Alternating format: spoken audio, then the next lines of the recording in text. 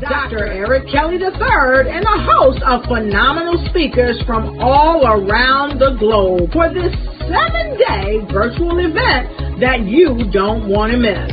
The mission of the Black Business Expo is to raise scholarship money from kids all the way from high school all the way from college. The Black Business Olympics is one of the largest Black business showcases in the world. It is an opportunity for businesses and companies to showcase their businesses globally. We are going to be giving away laptops up to $5,000 away to students. Again, I'm Olivia Appleberry, the founder of 2 Cents Finance and one of the speakers for the expo. I am so excited to see you there. For more info, go to www.blackbusinessexpousa.com or call 919-308-9090 and hope to see you there. I am Black Business. From the moment I wake until the time I sleep. Yes, I am Black Business. I am Black Business. Tell me, are you Black Business? I am Black Business. Do you support Black businesses? Listen, I support Black business because I am Black Business. Black Business Expo, one of the largest business showcases in the history of Black business in the world. The world! Sign up today at www.blackbusinessexpousa.com or call 919-308-9090. I am Black Business. I am Black Business. From the moment I wake until the time I sleep, I am Black Business. I am Black Business. Are you Black Business? I am Black Business. Do you support Black businesses? I support Black business because I am Black Business.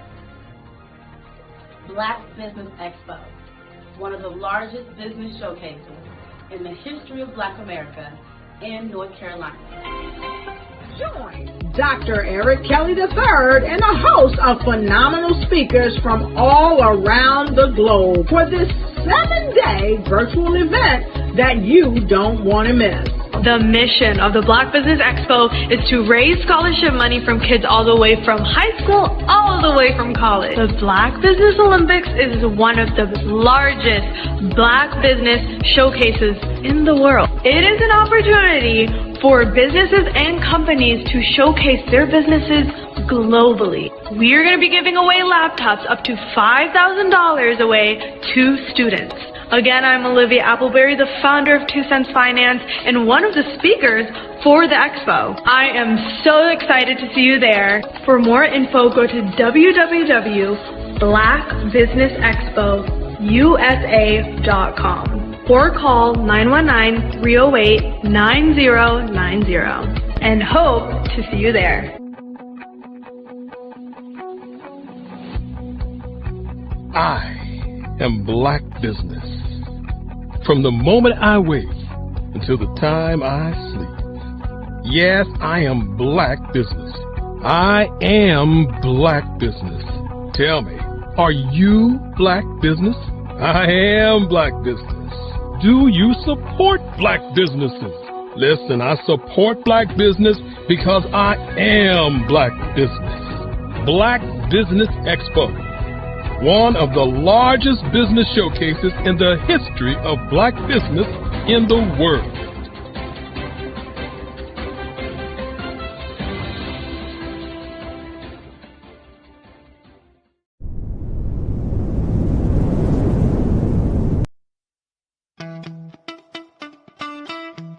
How many times have you been asked to help someone you didn't even know, a student, a business entrepreneur? Or did you ever even ask, where did they end up? That business, that friend, that entrepreneur. Well, just maybe they ended up in a gang, bankrupt, homeless, or worse, dead. Maybe they turned to crime, drugs, and alcohol. Did you ever wonder? Did you destroy their dream, or was your life always so easy? At the Black Business Olympics, we started a movement to help students complete. Give them hope and foster success.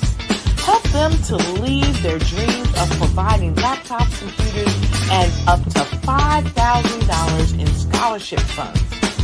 Today, we ask you to help a student, a business owner, or an entrepreneur to realize their dream by sponsoring them, supporting them, and buying from them.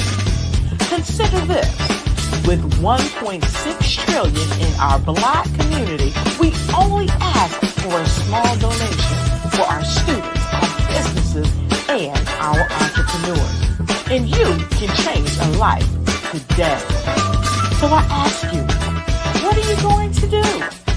Sit on the sideline and watch our students in high school be losers, miss out on their dream from lack of resources?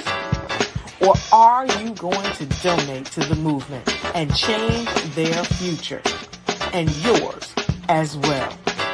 Give us a call today at 919-308-9090. Change their life by investing with action to the Black Business Olympic Fund. The Black Business Olympics, one of the largest business showcases of Black business in the history of the world.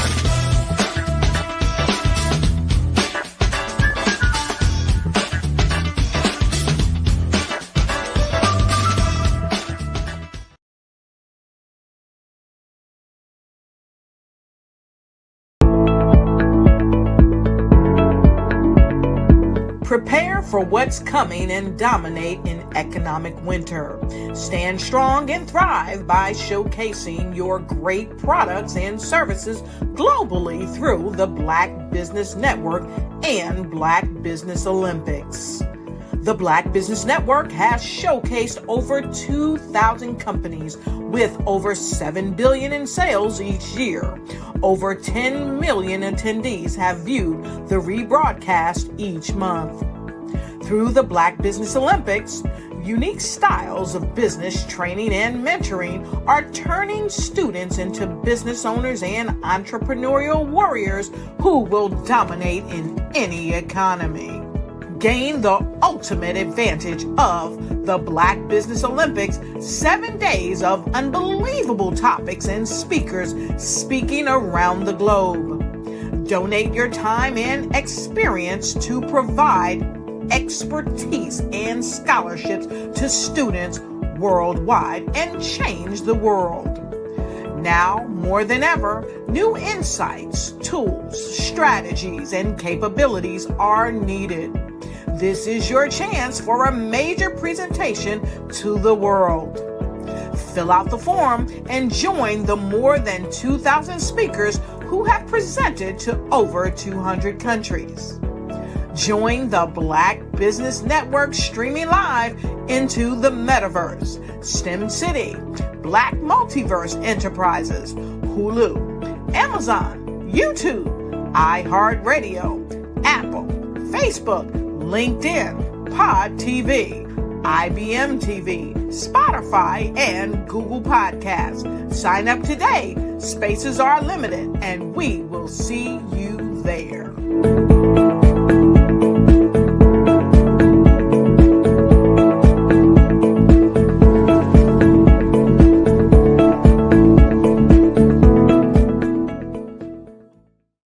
Sometimes you got to hear the news from the Black perspective, and more specifically, Black publishers. And that's exactly why you have to download the HeyTie app, the largest mobile app delivering breaking news, videos, and podcasts from 200 of your favorite Black publishers. Yes, 200 Black publishers delivering news as it happens, literally all in one app. Go to HAYTI.com or download the app in the Google Play Store or Apple App Store. It's completely free, along with information that you can trust, so go check them out. In today's competitive market, standing out is essential. 5-Star BDM, led by visionary Grant McGaw, offers the key to unlocking your brand's true potential. With innovative strategies and a passion for empowering businesses, 5-Star BDM is transforming personal branding and business development, moving brands from merely competing to dominating. At 5-Star BDM, we revolutionize personal branding by crafting authentic identities that enhance visibility and influence. Our brave blueprint drives measurable results, ensuring a return on investment through tailored strategies. By integrating artificial intelligence and advanced methodologies, we provide your business with a competitive edge in the digital age. Grant McGaw brings over 20 years of leadership experience with Fortune 500 companies. Named a top 10 global thought leader in personal branding, Grant's achievements include the 2024 Best Personal Brand Development Podcast for Follow the Brand. His philosophy, integrity doesn't have a price tag, is the foundation of 5-Star BDM. Partnering with 5-Star BDM means embarking on a transformative journey. We begin with discovery, analyzing your brand's DNA.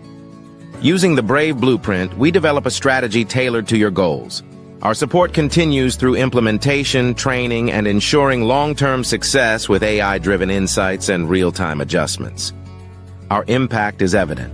A healthcare tech firm experienced a 300% boost in brand recognition and 75% sales growth in 6 months. Entrepreneurs report increased customer retention and new revenue streams. Diverse companies like Black Business Expo USA and Akaba World Network have become industry leaders through our guidance. Join the movement and elevate your brand. Over the past few years, we've seen the growth of existing and new initiatives focused on financial inclusion, building global networks, and reducing the wealth gap in response to the idea there's not enough seats at the table. Whether their outcomes are to increase the representation of Black executives on corporate boards, ensure an inclusive global economy, or to create new U.S. African commercial pathways, the strategies are often carried out by separate programs. The question is, should they be? With the continent of Africa being home to more than half of the world's fastest growing economies, the youngest workforce, over 400 companies generating more than $1 billion annually, 700 generating more than $500 million annually that are poised for growth, and being the destination of nearly $5 billion in venture capital in 2021. Diversifying U.S. and Africa commercial engagement by building bridges between African businesses and their U.S. diaspora should begin being seen as mutually beneficial. From helping to reduce Africa's enormous capital gap to catalyzing two-way trade opportunities, the COVID-19 global pandemic hopefully has taught us that global challenges and opportunities are more interconnected than we thought. During the pandemic, African companies like Unicorn Flutterwave, insurance provider Reliance Health, ride-hailing app Yasir, and 54Gene, the continent's first bank of DNA on people of African descent, proved that when African companies have access to networks, capital, and information, they grow big, grow fast, and create solutions that are valuable to the world. This is why Be Direct was created. We are the first U.S.-based but African-centric board preparedness and board search company designed to connect U.S. Black talent and corporations to African businesses. Unique and fundamental to Be Direct's success is our process of helping board candidates adapt their experience and networks to an African context before they're connected to high-growth companies that are looking to locally and globally scale. From our focus groups with African business execs and government leaders, we don't ignore the sentiment that business is easy, but people are hard. Having a pool of board candidates with hard-to-access networks and extensive experience across the business life cycle, including successfully raising capital, is table stakes for an initiative like this. So yes, we have that. But corporate or entrepreneurial success in the U.S. does not guarantee success in Africa. Developed alongside industry partners on the continent, our training program, Be Direct Prep, is designed to transpose their experience to create cultural comfort, understanding, and a commitment to helping businesses in Africa scale. Our board governance sessions are African, continental, and country-specific, integrated with cultural awareness and dexterity training, masterclasses led by African industry execs, and mentoring and coaching from African continental-based facilitators. But even more unique to Be Direct Prep, we cap off our training program with an immersion trip to help candidates that have not been to Africa before see and feel Africa's complexity and opportunity from African soil. We all know traditional network-based board placement has historically left a lot of us out of ever really being in the paid board pipeline. Our strategy supports the work of many great organizations that are successfully filling seats at U.S. board tables by creating more tables for those that are still left on the sideline. It's time to start seeing the role and value of U.S. Black talent and businesses on the continent of Africa differently. Old perceptions and habits limit economic inclusion. Let's transition Black talent and the African businesses they will support from the periphery of the global economy to its core. Living in a global lockdown, we all know now how fast local and global economies can change, and see the value of having businesses that hire, strengthen local value chains, and even grow globally. Status quo in any form holds back progress. We must democratize U.S.-Africa commercial engagement by socially and economically connecting cultures that have long been disconnected. It's time for Africa's U.S. diaspora to redefine their global value by helping African businesses scale continentally and globally.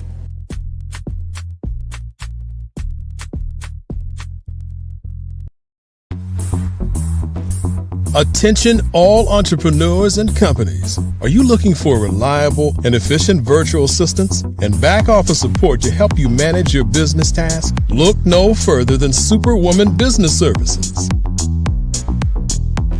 Our team of virtual assistants provides a full range of administrative support services, including operations management, social media marketing, and much more.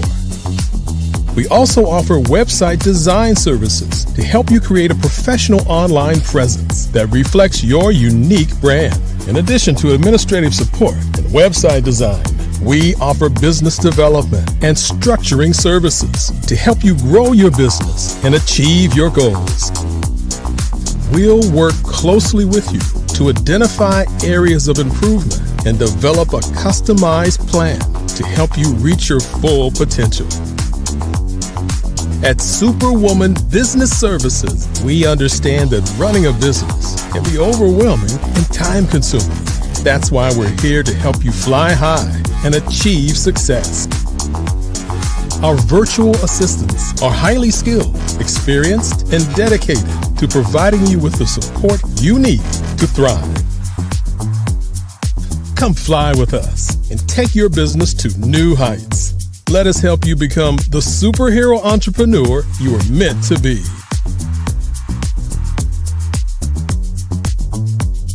Contact Superwoman Business Services today to learn more about our back office support services. Come fly with us and take. I am a child of the Most High God. He has gifted me in ways that I could not even imagine and didn't know.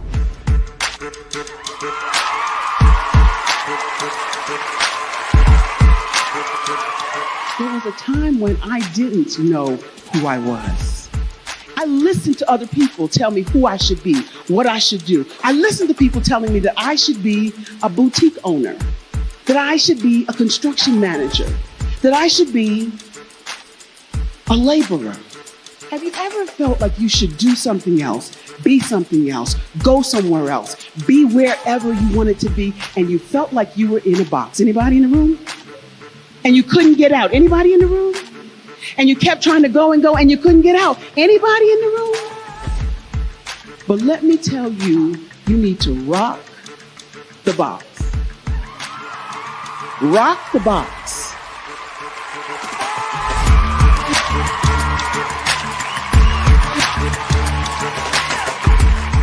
I am engaging, inspiring, and empowering.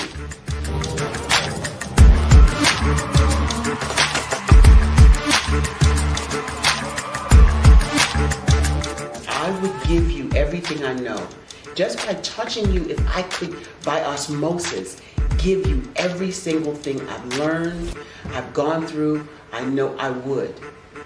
We know that's not possible, but as it is possible, I love to share information with people. Some of you out there, people have told you that you can't be, you can't have, you can't do. But I will tell you, like Kingston said, you can, you must, and you will. If it's to be, it's going to be me. You got to say it. If it's to be, it's going to be. If it's to be, it's going to be. If it's to be, it's going to be.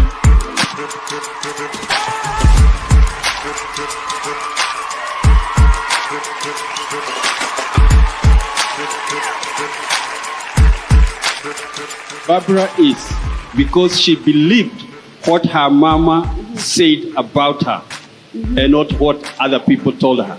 Every day you wake up, when you're in a situation, it's your choice whether it's an advantage or the disadvantage. She gained her confidence and her life, and now she is a testimony.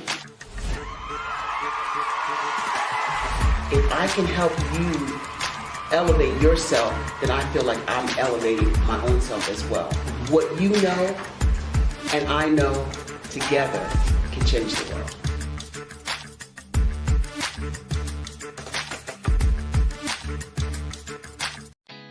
Did you know women represent just 3% of Fortune 500 CEOs and less than 15% of corporate executives at top companies worldwide? Have you wondered what the secrets are to getting into the top ranks, whether in the private or public sector? Do you want to figure out how to stop being held back in your career or passed over for promotion? Then you're in the right place. Hi, I'm Dr. Madeline Ann Lewis, President and CEO of the Executive Women's Success Institute.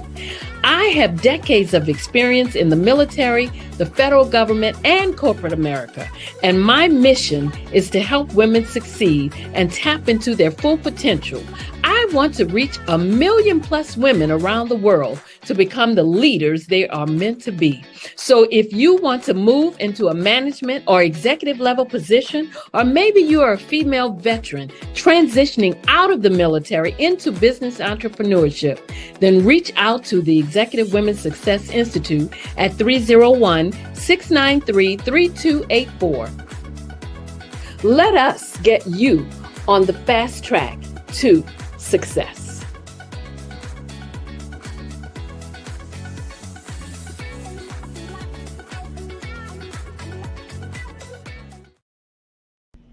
Why do I do what I do? You know, my life coach asked me that a few years ago.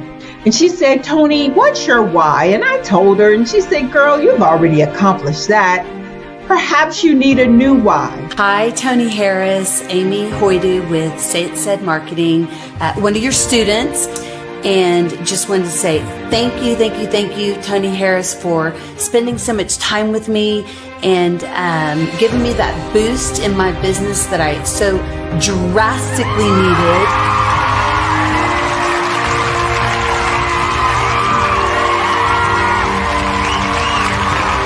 My why is to touch, move, and inspire my clients to take drastic steps to be better than they were before they met me.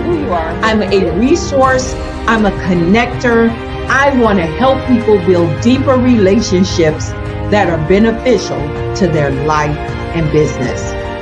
That's what I do best. So, first thing you got to do is show up. And speaking is a way to magnetically attract your ideal client to you. How many of you use social media that way? Absolutely, and this is how you look to the world. Drastic steps are the steps that are needed to be successful. And my business is drastic denotes a mindset. Getting out of your comfort zone. Doing something that you don't necessarily feel comfortable doing, want to do, but you know it's a necessary step to be successful in your business. I get the most satisfaction when I see my connections flourishing into relationships long after I am gone. Hi, my name is Jasmine Augustine with Media Jasmine, and I've joined several networking and referral groups in the area. And Network in Action Northeast Houston with Tony Harris Taylor is one of the best organizations that I've joined. I love that piece of what I do, and it is what fuels my fire.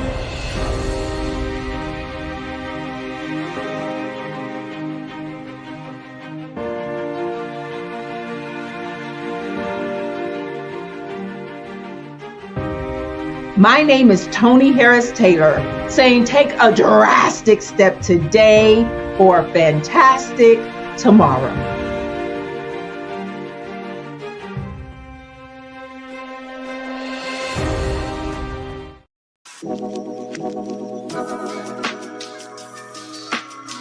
The African company and the African CEO is making a conscious decision to bring on someone external to the continent versus bringing on someone who is from Ghana or Kenya or South Africa.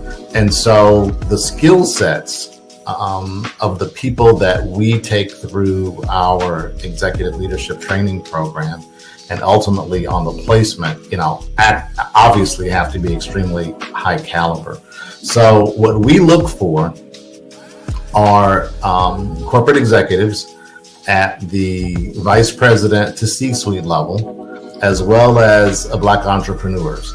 When we look at the Black corporate executives, we're looking for some very specific skill sets, whether that be around supply chain, sales and marketing, engineering, product development. We want our folks to be able to add immediate value to the corporate board, right? And the other thing is, even if they don't necessarily have specific industry experience, they're bringing a diversity of thought.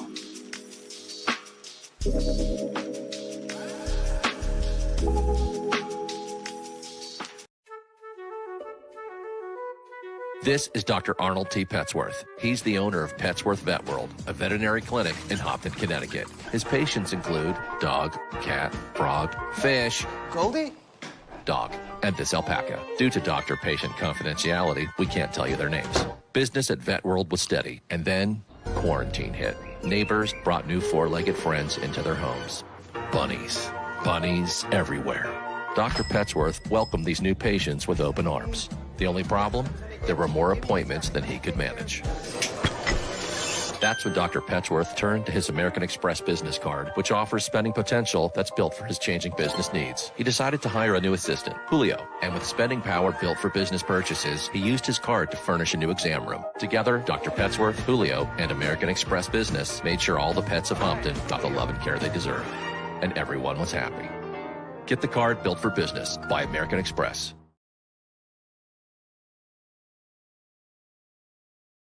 Absolutely.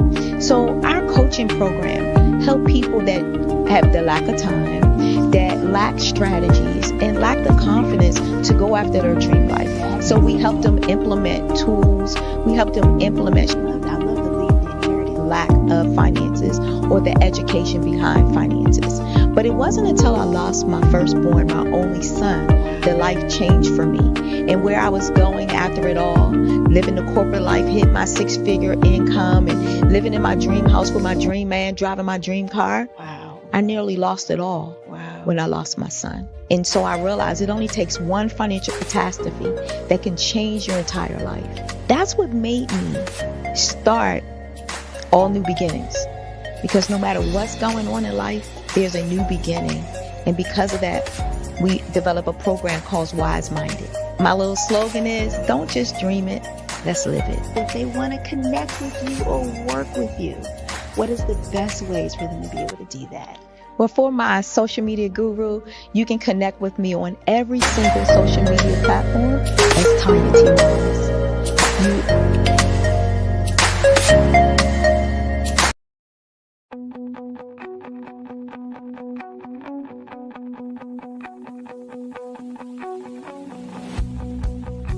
I am Black Business.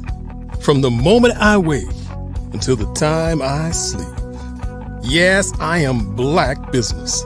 I am Black Business. Tell me, are you Black Business? I am Black Business. Do you support Black businesses? Listen, I support Black business because I am Black Business. Black Business Expo. One of the largest business showcases in the history of Black business in the world. The world! Sign up today at www.blackbusinessexpousa.com or call 919-308-9090. I am Black Business.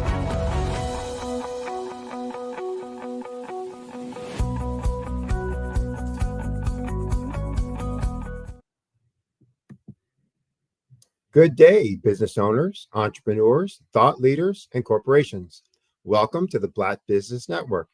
My name is Sidney Wormsby. I'm owner and founder of Huertis e Decus. That's Latin and translated as excellence and distinction. I'm your business moderator for this session of the Black Business Network.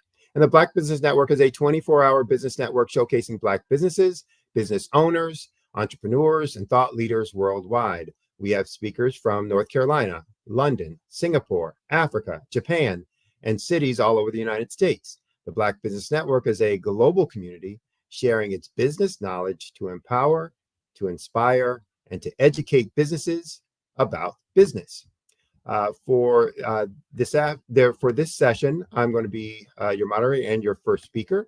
And so I wanted to do a little talk and conversation around a topic that impacts all of us as entrepreneurs. It's really about mindset and how do we change our mindset so that we can be more effective and more productive in what we're trying to do, whether that's as a business owner, as a manager within a corporation, or just in our daily lives and activities. And I'm going to start with a couple of quotes that really talk about our perspective as people, as human beings around mindset, mentality, etc. One is actually a couple are by Nelson Mandela.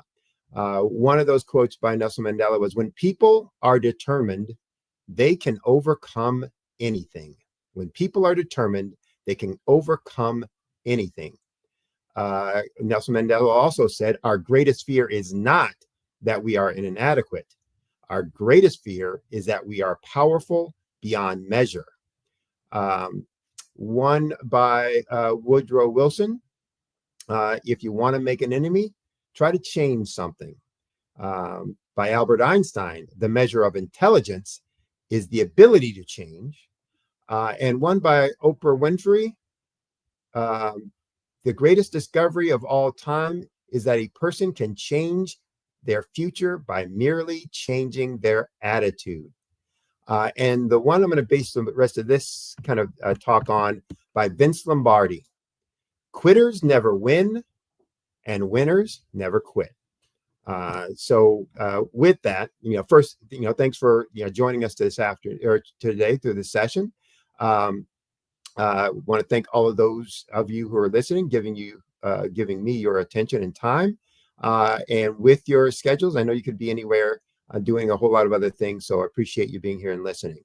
As I said, focusing on the quote, "Quitters never win and winners never quit." And so the first part of that quote is really just a statement about a fact about the competitive process, that if you stop competing before the end of that competition, then you forfeit. Those are the rules of engagement for almost any sport.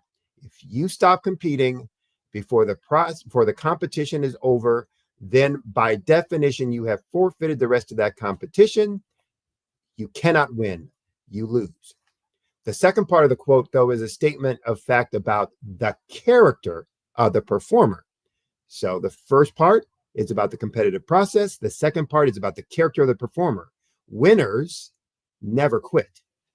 And so it's not saying that if I just don't quit, I automatically win, but it says someone with a winning mentality never thinks about giving up, never thinks about stopping, never thinks about throwing in the towel, etc. So what is it about their character that makes them this way? And, how do they acquire it? Is it something that they're born with? Something that they learn along the way? That's for a social scientist or, psychologist to get into and discuss. I'm only going to talk about this. I do a talk for groups that I call the 3 Ds of success. And those 3 Ds are dedication, discipline, and determination. And that if you are going to be successful, you need to have these 3 Ds, incorporated within your way of being as an individual. What's dedication? Dedication is a commitment to a goal, to an ideal, to an objective, or to an outcome. That you are committed to that end thing taking place, occurring. Discipline is a commitment to a process. So where dedication is a commitment to a goal, discipline is a commitment to the process of achieving that goal. So it's about the way you achieve the goal or that objective or that outcome. And determination is simply a commitment to success, that nothing is going to deter you. No obstacle is going to prohibit you, that you will find some way around it, over it, through it, whatever it takes to make sure that you get to the outcome that you've been looking for. So winners aren't always the ones who are the best, have the best ideas or the best skills, the mostest, whatever. They're often also not the ones that are kind of the first ones, to the game, the market, the field, etc.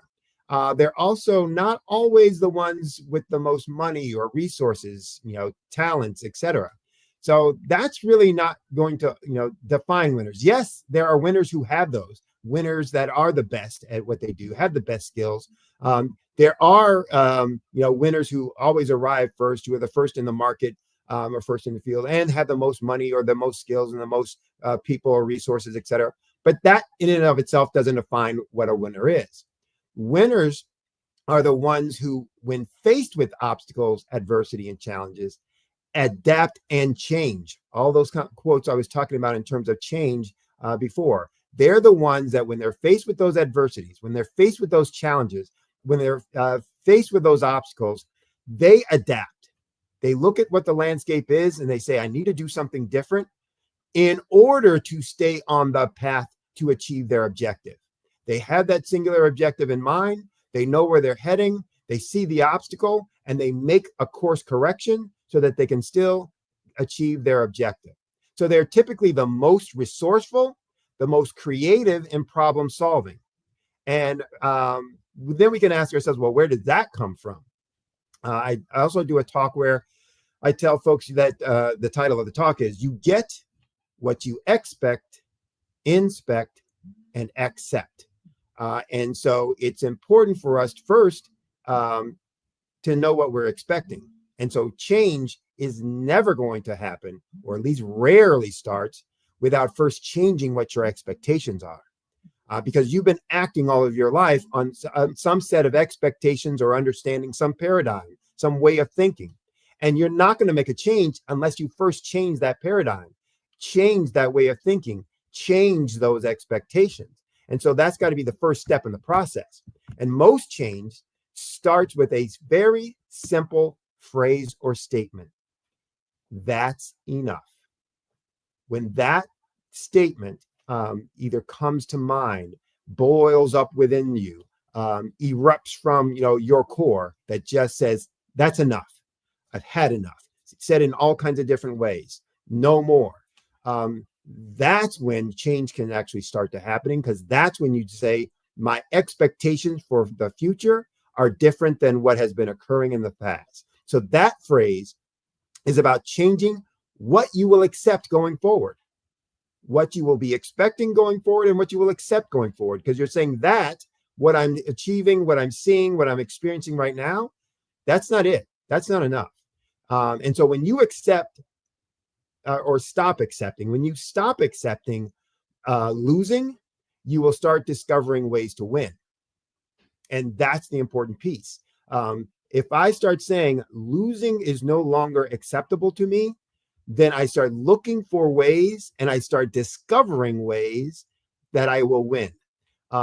When you stop, accepting low sales from a business perspective, I don't make enough, to spend on marketing for my business. I'm not as big as, Acme Chemical, on all those other kinds of things. When you stop accepting, those kinds of outcomes and performance, you will start looking for ways to grow your sales, to grow your business. And when you start looking for ways, you will start finding ways, to grow your business, or to accomplish whatever objective that you've set, whatever goal that you have in mind. And for any area of deficiency in your business or your life, this is going to be the same concept or true. You're going to look at those things and say, that's not enough. And now I'm only going to accept this other new view, this other new paradigm. And then you will start finding ways to be successful or to achieve those outcomes. You will start becoming more creative, more resourceful, because you're looking for new ways to make that happen. When you accept outcomes that are less than your expectations, and whether that's in business or in life, then you are quitting. I'll say it again. When you accept outcomes that are less than your expectations, and I mean that whether you're doing that in your business world, in your business function, or in your personal life, when you accept outcomes that are less than your expectations, that's the equivalent of you saying, I quit. I'm throwing in the towel. Because it wasn't the objective that you wanted, but you said, I'm going to stop here and just settle for. And so remember, when that thought comes to mind, or when that instinct starts to kick in, that you have to remember the phrase, winners never quit. So, it's an important piece from the mindset. So how do we change our paradigm? How do we discover new possibilities? One is to, understand and to focus on the need to get unstuck, the need to see new ways. But that's easy to say, a little harder to do. How do you discover new ways if you have no experience in doing anything different? One phrase that I use all the time, and it's a simple phrase to start the discovery process: what if? What if it wasn't this way? And again, when I use the phrase "what if," there's lots of ways that it gets used in our vernacular and in our conversations. I don't mean the "what if" from the pessimistic standpoint. What if it goes wrong? What if it fails? What if it doesn't go that way? What if they won't do it? What if they say no? What if they say yes? And what if I don't have enough money? Those are all the what ifs that are really looking for a reason to quit or the reason to stop. So I'm talking about the what if that's on the creative side, on the visionary side, on the solution-oriented side, on the view from success side. So that's the what if that says, what if we did it this way? What if, we were always getting, what we wanted? What if our sales doubled next year? What if we could do it without spending another dime? How would that make our business look? What if I had all the time to spend with my family and friends that I wanted to? What would I do with it, et cetera, et cetera? So you need to, use those two phrases. One, that's enough, and the what if, to be able to, one, determine what you're going to stop doing, and what new paradigm or view or expectations you're going to have on your life. And then the what if, to start the discovery process, to start seeing what could you be doing differently that's going to allow that new vision, that new paradigm, that new perspective to become a reality. So how do we apply this to our businesses? And again, whether it's from a sales, an employee issues perspective, from profits, work-life balance, getting more leads, pricing, all those kinds of things. So this has application. And in fact, I use this process or concept when I'm talking about doubling, the profits of my clients, in less than 12 months. I start them with the what if, looking at the areas where all growth comes from, and then start asking them, what if you were able to, get 20 more leads per month, and you're only getting one lead now? What would that do to your business? What would it take then, to make that happen? And you start with getting some of the negative stuff. Well, that couldn't be because no. What if that wasn't there then? What if that issue, wasn't relevant in your life, et cetera? So one of the things that leads to a conversation usually is about time management. What are they doing right now with their time? And that's the concept, then of the 80-20 rule that we always talk about. It really comes from a law in science, a theorem in science called Pareto's law, which focuses on the results, in a sampling. That typically, the 80% of any outcomes of a sample are determined by 20% of the inputs. And in this case, Pareto was a 1800 accountant in Italy that was assigned to collect the taxes in their geography. And what he found was that 80% of the tax revenues were being collected from 20% of the residents that were there. And he curiously pondered about, is this true in other places? And so he started looking around, and what he determined was, yes, this is seems to be a reality of life, that 20% of the inputs or the activity generally accounts for 80% of the outputs or the productivity. And that was in all kinds of categories. We have taken that on as the 80-20 rule. And so within your life, within your business activities, typically speaking, 20% of what you're doing every day is generating 80% of your revenue and your profits for your business. So that you're spending 20% of the time doing the things that are generating 80% of your profit. And the question always is, well, why are we doing that? It's not, not that we consciously think about it, and that becomes the problem. We get wrapped up in our daily activities, our daily grind. I call it the firefighting and rat killing stuff, that we, spend all of our time, putting out fires, killing rats, getting caught up in the minutia of the, activities of the day, and lose sight on the critical few things that will actually move our business forward. So if we're wanting to make change, we need to start looking at, first and foremost, okay, what are the things that will drive the outcomes that I'm looking for? And once I identify those, how do I spend more time making sure those things take place and are occurring? And so the same is true for any aspect of your business. Within our businesses, we typically, look at 5 places where all of those profits and revenues come from. There are no secrets to that. It's more leads, getting more of those leads to convert into actual sales, getting more of those sales or those customers from those sales to buy more products and service from us, which is really about increasing the number of transactions that we have per customer so that we deepen the relationship. And then how do we create more valuation or higher money valuation for what we do that leads to higher prices.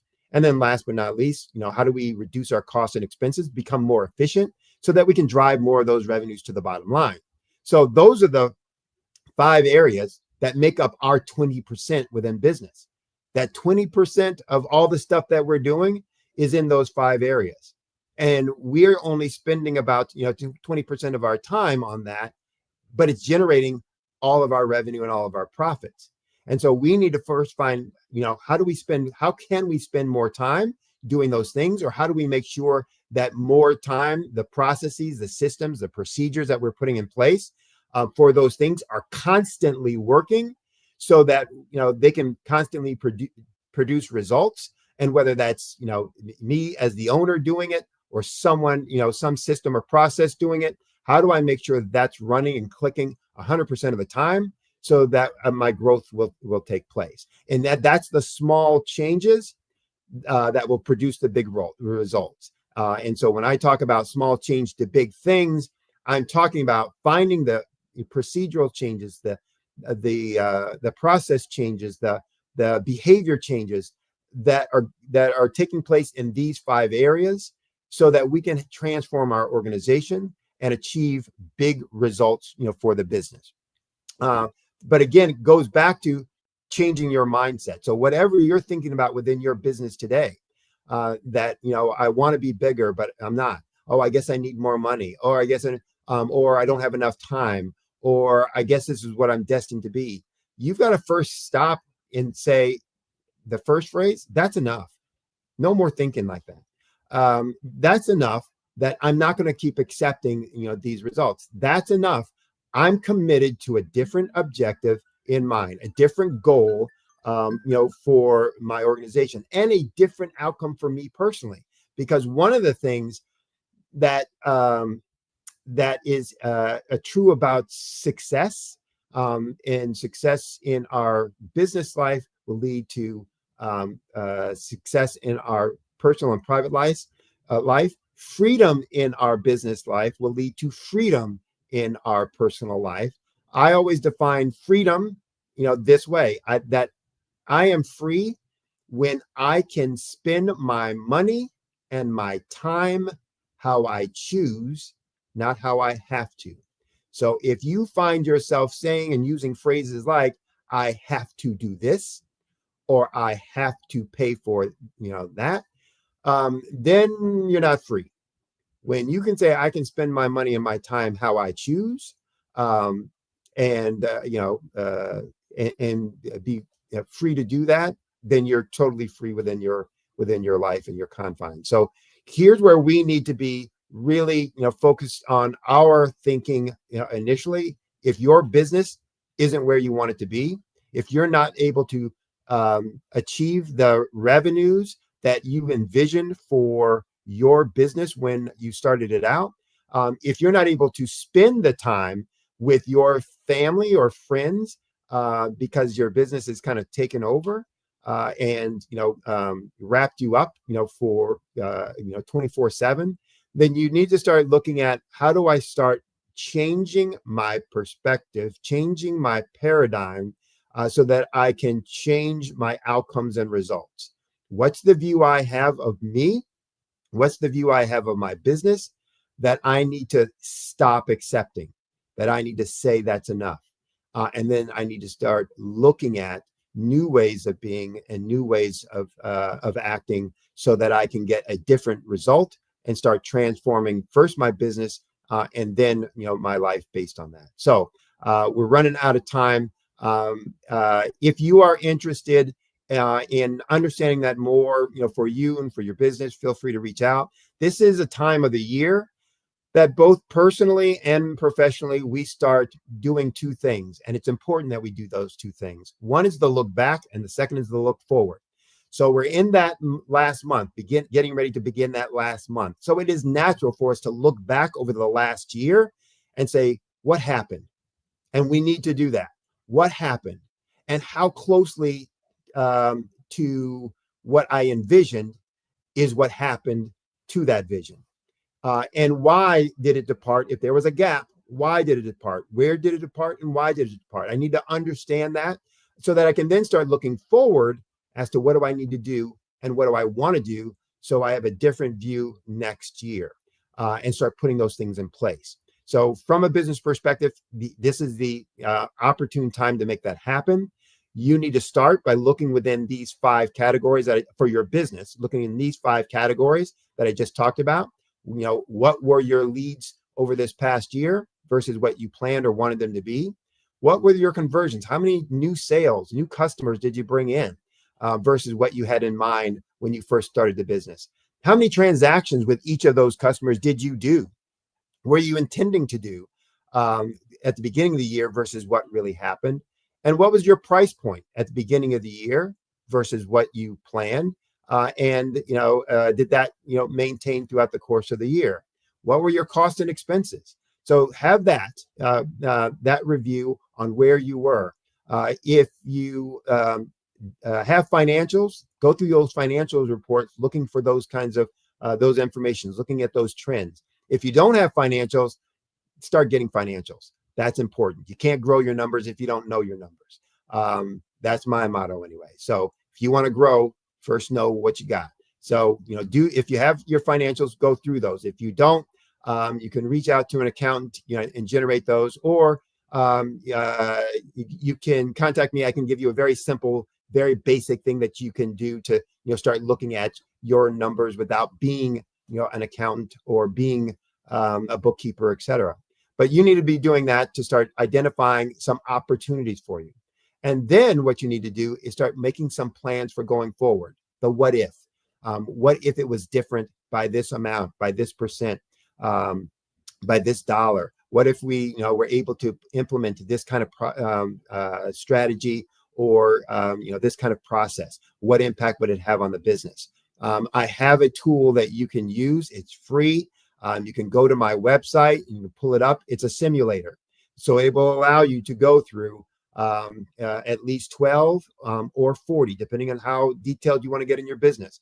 Go through 12 tactics within these 5 categories, or go through a total of 40 tactics through these 5 categories for your specific business, and to start modeling it out. Well, what if I changed that by 1%?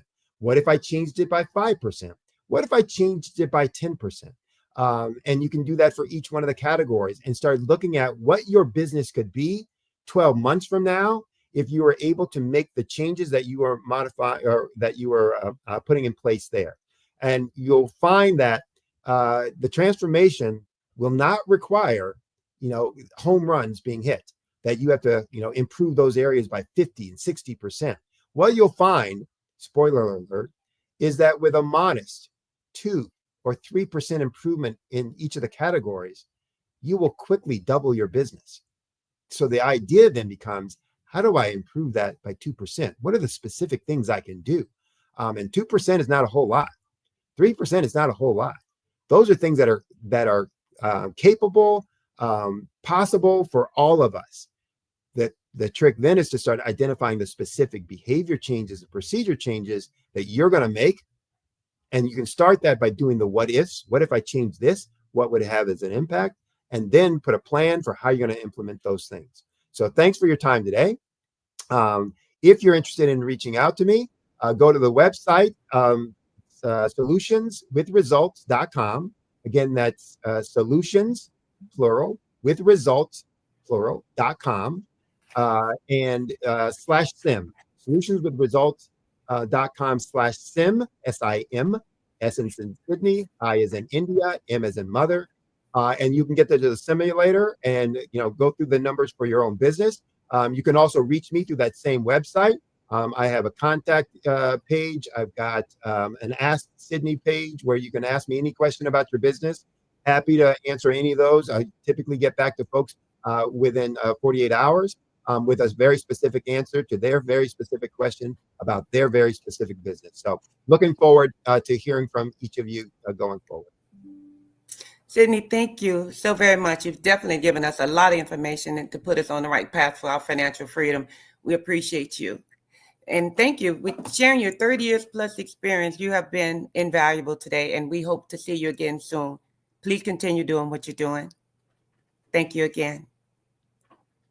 The Black Business Expo's mission is to raise funds for high school seniors going to college or K-12 entrepreneurs. This expo is fundraiser for students. You may go to the www.blackbusinessexpousa.com to donate to the scholarship, www.blackbusinessexpousa.com to donate to the scholarship fund, or use the Cash App that's on the screen below. That's the $BBXUSA. Our goal is to give laptops and up to $5,000 to 10 students. Students can register online at www.blackbusinessexpousa.com. Every dollar counts, so we want to remind you to donate to the scholarship fund. We want to thank our Business Expo USA sponsors for the September 24. That's NC100, Suede Soul, Carolina, Virginia Minority Supplier Development Council, Step Management, Margie McLean Foundation, Genius is Common, Our TV, Executive Women's Success Institute, The Quality Coaching Company, Superwoman Business Services, Creative Force Studios, Lee Entertainment, Black Business Olympia, Artistic App Design, Black Business Expo USA, and the Banks Law Firm. Thank you so much. And remember, genius is coming, and I'll see you on the other side.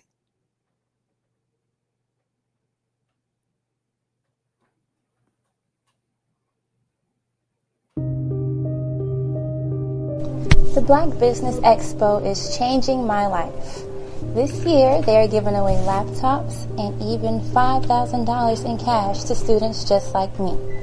I'm Alexis, and I want to go to college to fulfill my dream of becoming an entrepreneur. Help the Black Business Expo going to www.blackbusinessexpousa.com and also becoming a vendor, a sponsor, or donating.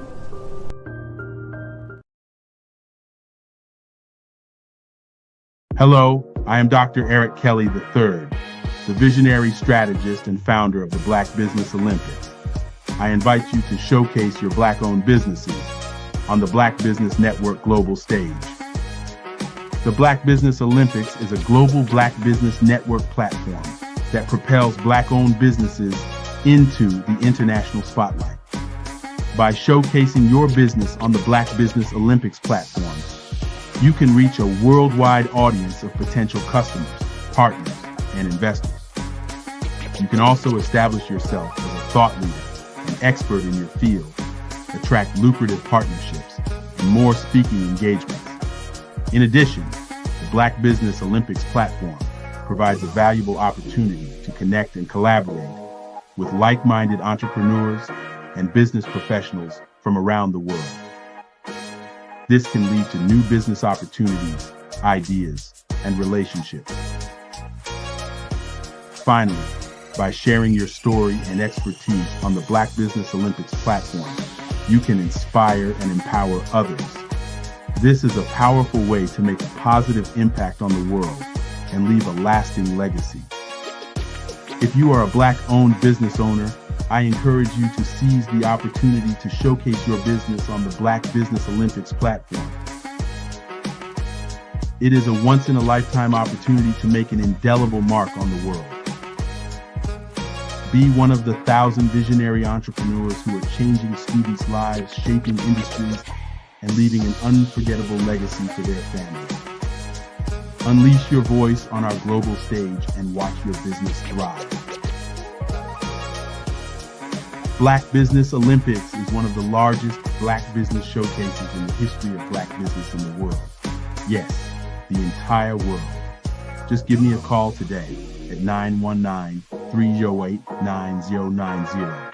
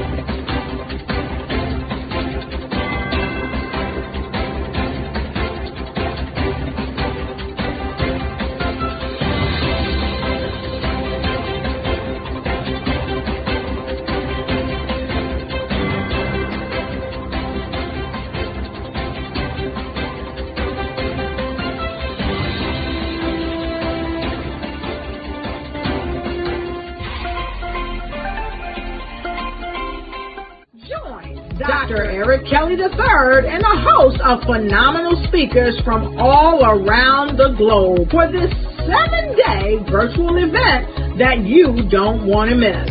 The mission of the Black Business Expo is to raise scholarship money from kids all the way from high school all the way from college. The Black Business Olympics is one of the largest Black business showcases in the world. It is an opportunity for businesses and companies to showcase their businesses globally. We are going to be giving away laptops up to $5,000 away to students.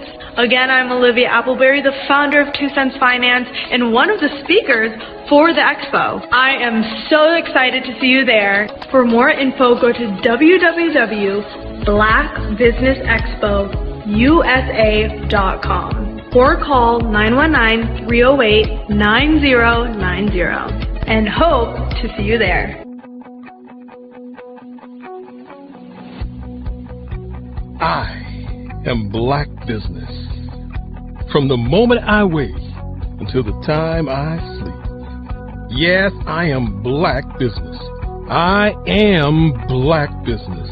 Tell me, are you Black business? I am Black business. Do you support Black businesses? Listen, I support Black business because I am Black business. Black Business Expo, one of the largest business showcases in the history of Black business in the world. The world! Sign up today at www.blackbusinessexpousa.com or call 919-308-9090. I am Black business. I am Black business. From the moment I wake until the time I sleep, I am Black business. I am Black business. Are you Black business? I am Black business. Do you support Black businesses? I support Black business because I am Black business. Black Business Expo, one of the largest business showcases in the history of Black America in North Carolina. Join Dr. Eric Kelly III and a host of phenomenal speakers from all around the globe for this 7-day virtual event that you don't want to miss. The mission of the Black Business Expo is to raise scholarship money from kids all the way from high school, all the way from college. The Black Business Olympics is one of the largest Black business showcases in the world. It is an opportunity for businesses and companies to showcase their businesses globally. We are going to be giving away laptops up to $5,000 away to students.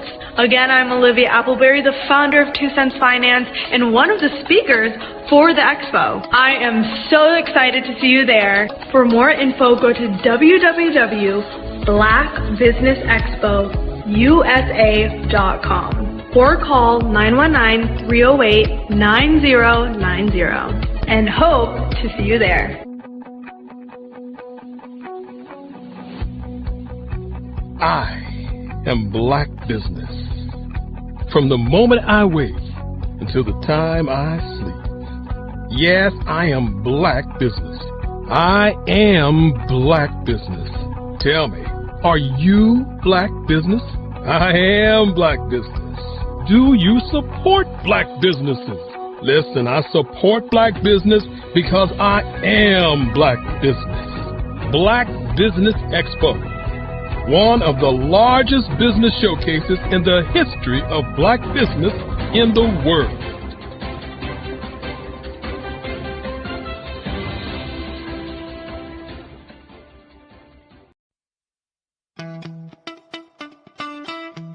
How many times have you been asked to help someone you didn't even know, a student, a business entrepreneur, or did you ever even ask, where did they end up?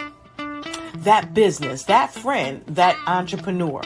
Well, just maybe they ended up in a gang, bankrupt, homeless, or worse, dead. Maybe they turned to crime, drugs, and alcohol. Did you ever wonder? Did you destroy their dream, or was your life always so easy? At the Black Business Olympics, we started a movement to help students complete. Give them hope and foster success. Help them to leave their dreams of providing laptops, computers, and up to $5,000 in scholarship funds.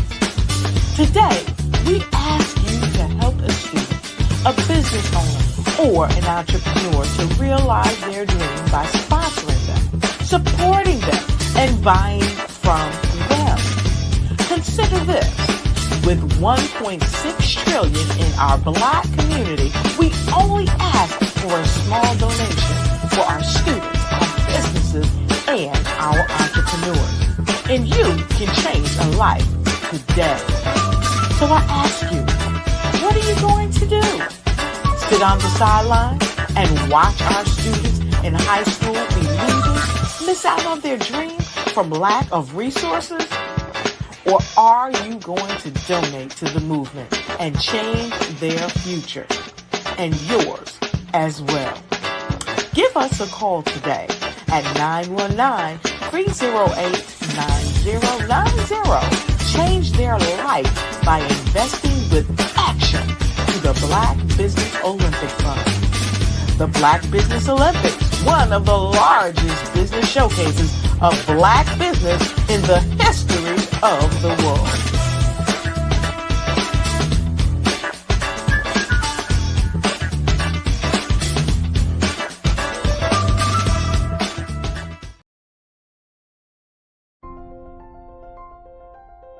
What if you could build your own city? A place where every child can find nurturing people to help them achieve their full potential. A place where every adult can access job training support, where health education is abundant, where social justice ruled the land. A place without limitations. Welcome. You have arrived at STEM City USA. It is what every city should be. A safe and trusted community where you find people and resources to help you become everything you are and beyond. STEM City is unlike anything you have ever experienced. It is a digital twin of the world around you, only better. STEM City is about energy and soul renewal. It is more than a digital world. You can almost feel the power of live cultural events, music, and theater. STEM City promises a better future for children with caring mentors and hands-on activities with dedicated tutors to support our youth. STEM City is your passport to a healthy lifestyle with weekly events addressing our community's many issues. STEM City is your financial well-being with helpful information on wealth management, career advancement, job training, and so much more. STEM City is the community you deserve. It is the city where your dreams can come true. STEM City USA, a place in the sky that is accessible to all who reach for the stars.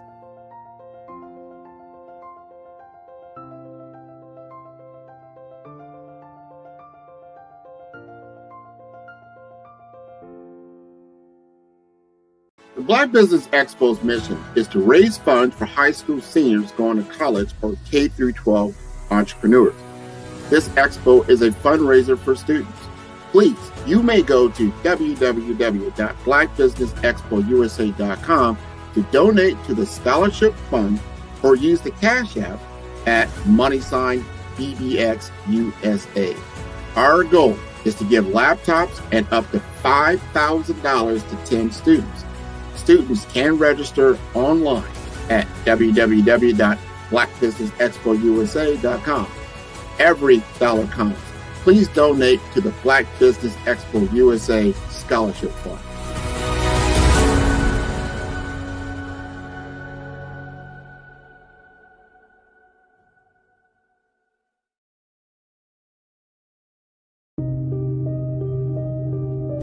The Black Business Expo is changing my life. This year, they are giving away laptops and even $5,000 in cash to students just like me. I'm Alexis, and I want to go to college to fulfill my dream of becoming an entrepreneur. Help the Black Business Expo going to www.blackbusinessexpousa.com and also becoming a vendor, a sponsor, or donating. Phenomenal Tanya T. Wise, who is here from the great state of Maryland. Tanya, welcome and thank you for being with us today. Can you indulge our audience a little bit and tell them just a little bit more about who you are and what it is that you do? Well, I love being able to talk to people and have a magnetic attitude, being able to just show them. So I always like to say, level up is Coach at Tanya T. Wise here. So can you tell our audience, just give them a teaser about what your presentation will be about? So my philosophy is that we should all be living our dream life.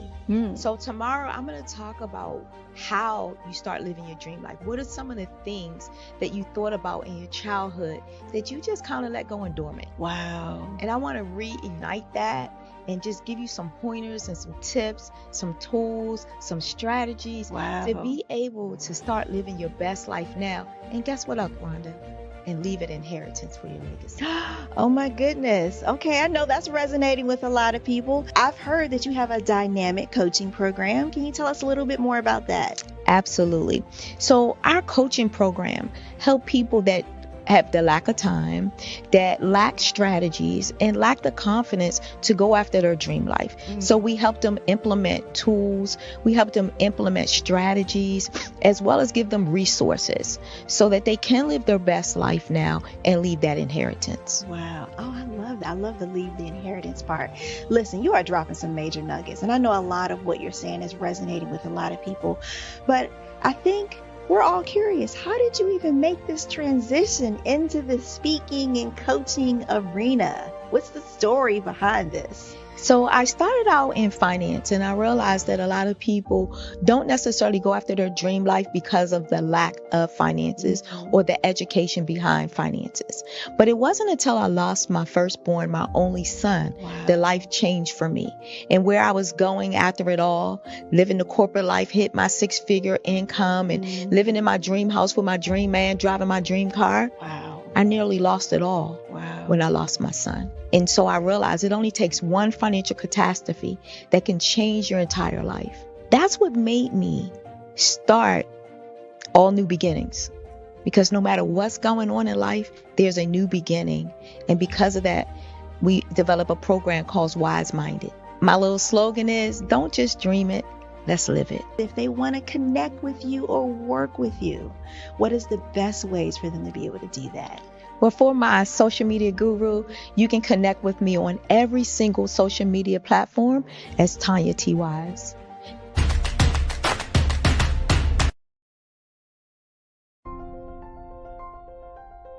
What if you could build your own city? A place where every child can find nurturing people to help them achieve their full potential. A place where every adult can access job training support. Where health education is abundant. Where social justice ruled the land. A place without limitations. Welcome. You have arrived at STEM City USA. It is what every city should be. A safe and trusted community where you find people and resources to help you become everything you are and beyond. STEM City is unlike anything you have ever experienced. It is a digital twin of the world around you, only better. STEM City is about energy and soul renewal. It is more than a digital world. You can almost feel the power of live cultural events, music, and theater. STEM City promises a better future for children with caring mentors and hands-on activities with dedicated tutors to support our youth. STEM City is your passport to a healthy lifestyle with weekly events addressing our community's many issues. STEM City is your financial well-being with helpful information on wealth management, career advancement, job training, and so much more. STEM City is the community you deserve. It is the city where your dreams can come true. STEM City USA, a place in the sky that is accessible to all who reach for the stars.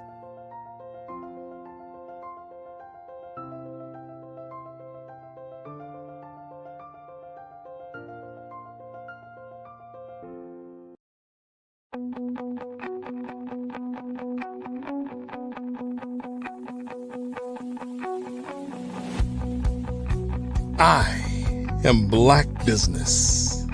From the moment I wake until the time I sleep. Yes, I am Black Business. I am Black Business. Tell me, are you Black Business? I am Black Business. Do you support Black businesses? Listen, I support Black business because I am Black Business. Black Business Expo, one of the largest business showcases in the history of Black business in the world. The world! Sign up today at www.blackbusinessexpousa.com or call 919-308-9090. I am Black Business.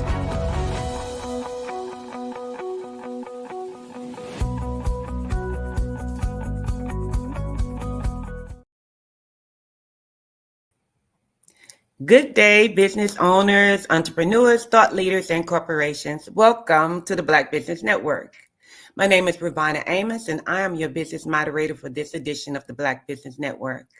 The Black Business Network is a 24-hour business network showcasing Black businesses, business owners, entrepreneurs, and thought leaders worldwide. We have speakers from North Carolina, London, Singapore, Africa, Japan, and cities all over the United States. The Black Business Network is a global community sharing its business knowledge to empower, inspire, and educate businesses about businesses. Today, we'll be doing a fireside chat with Jacqueline Thomas Smith. Jacqueline Thomas Smith is an educator, innovator, and social entrepreneur dedicated to empowering the next generation of leaders in STEM.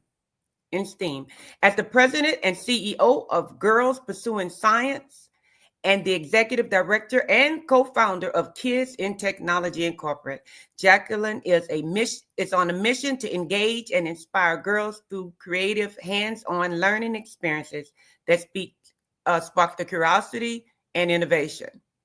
Growing up in Cleveland, Mississippi, Jacqueline's passion for education was nurtured by her parents, dedicated to learning. Her eager leadership as the founder of the 5th grade all-girls social club laid the foundation for her lifelong commitment to creating opportunities for girls in STEM. Through her initiative, Jacqueline is clearing a path for young women to build confidence, develop skills, and lead in ever-evolving world of technology and science. I present to you Jacqueline Thomas Smith, and remember, genius is coming, and I'll see you on the other side. Welcome, Jacqueline. Thank you. Hello. Hi, how are you today? I'm wonderful. How are you? I am fantastic and excited to speak with you. So let's get right into it. Tell me, what inspired you to create the Girls Pursuing Science and Kids in Technology Incorporated? Well, basically, I started Girls Pursuing Science because I wanted to empower girls. And I just thought girl empowerment was very important since we lag in almost every area. So I that was my thing with Girls Pursuing Science. And being a science girl, being a STEM girl, and knowing that we are few, far, and in between, and I don't take any pride in that. And just wanted to reach back and bring up other girls that look like me, so they don't have to grow up and be the only one in their computer science program class. So that was the inspiration for it. And of course, with Kids in Technology, I started it with my husband back in 2002. And the inspiration there was the digital divide, and just knowing when mainstream America catch a cold, we catch the flu or COVID and die.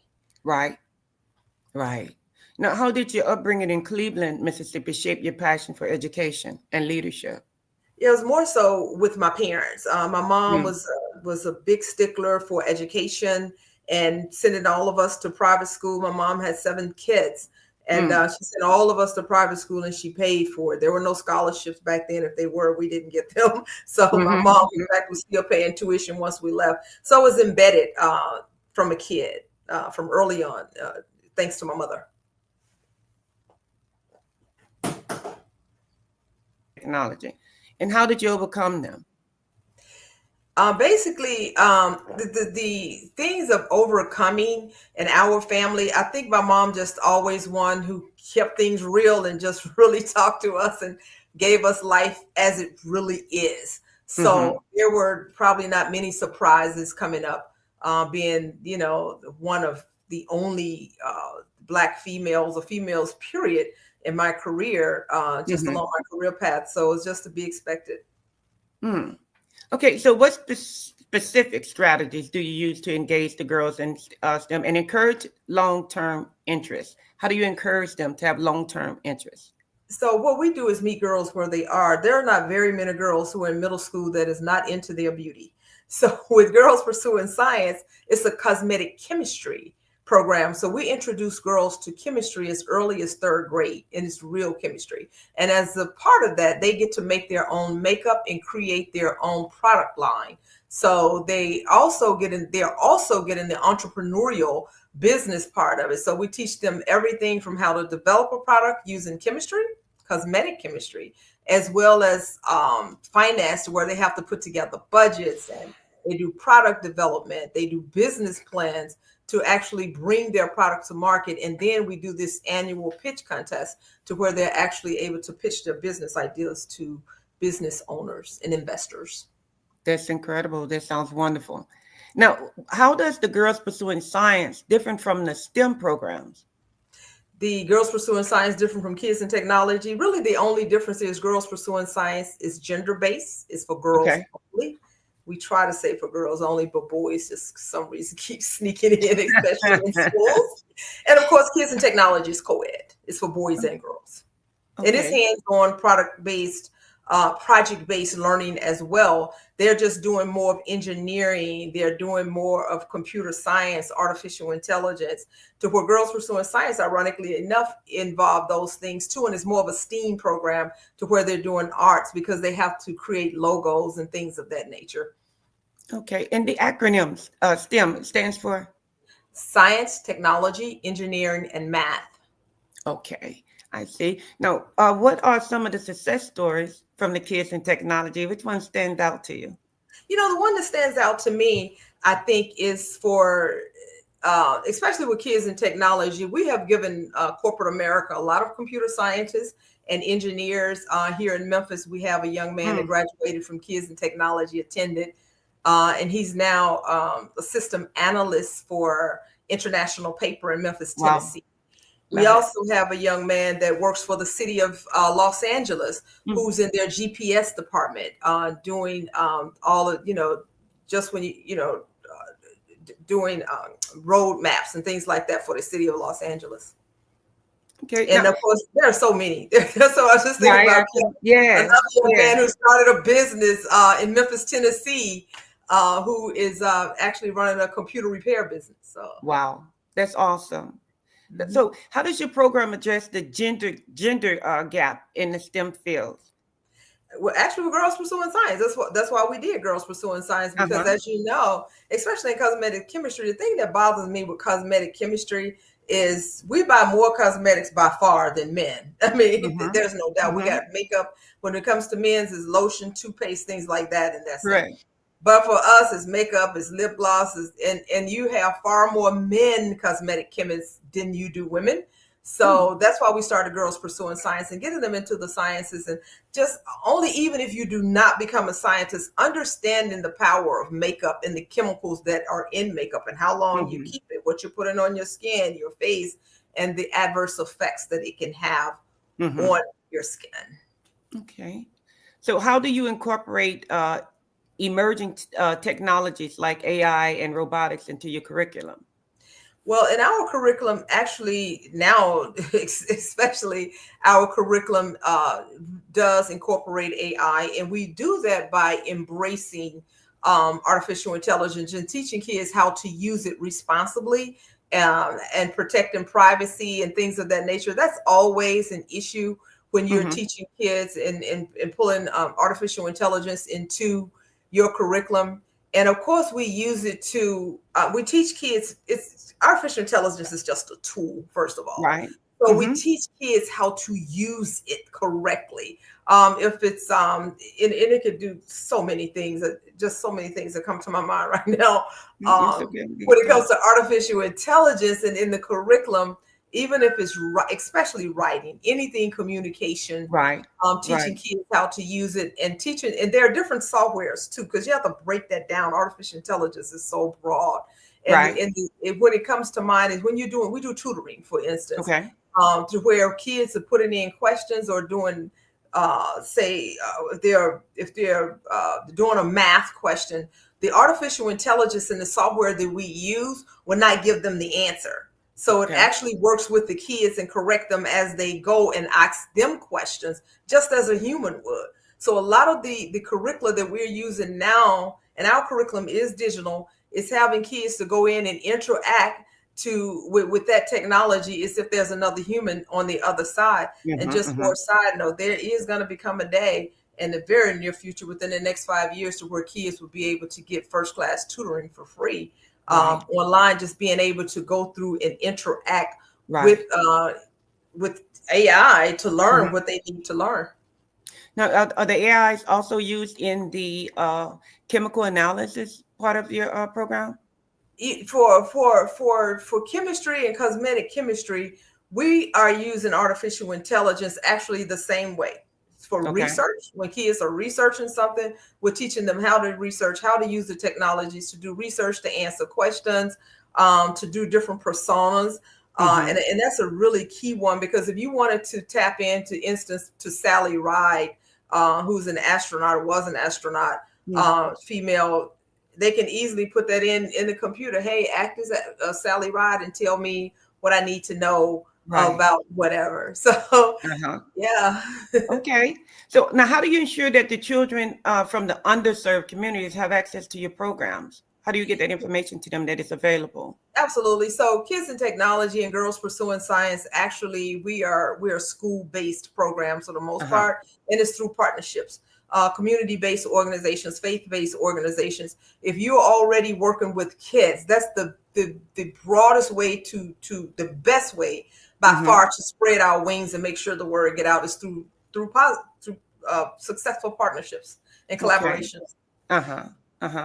So what, and falling in line with that, what are some of the partnerships and collaborations that's been most impactful for the Kids in Technology? By far the most impactful is because we have our STEM in schools programs. So we partner with schools and private schools, public schools, and our sweet spot is basically K through 8. We do some K through 12 stuff, but by far is partnering with primary schools, summer camps, community programs, homeschool partnerships by far. And that's the biggest way we get the service out in finding synergies. If you have a program and you do not have STEM teachers or don't know how to implement STEM, that's where we come in. We do have a STEM curriculum. We have STEM teachers. We do professional development. There's just no excuse for anybody out there that want to actually implement a STEM into their summer camp, after school, before school, or during the school day. We got you covered. Okay, and just to make sure, based off what you've learned and what you see, how can the schools and the educators better integrate the STEAM learning into their curriculum? So I think the best way to integrate STEM into the curriculum is finding a curriculum program that basically, for our program, for instance, for STEM in schools, it aligns with standards, with Common Core standards. So it's nothing new to learn, it's nothing new to integrate. And that's what we do with our program. We align our curriculum with Common Core standards, next generation science standards, ISTE standards. So it aligns with what they're already doing. Okay. So what advice do you have for parents wanting to support their children who are interested in the technology at home? What can they do? Yes, for parents, please engage. Summer camps, community programs that you know in the area that are doing STEM programs, please get your kids involved, and more importantly, invest. A lot of times, if you're taking your kid to a free program and they got 200 kids there, it's probably not effective. That's just the bottom line. In this day, more so than ever, we are going to have to invest in our kids, because AI is going to shape the future.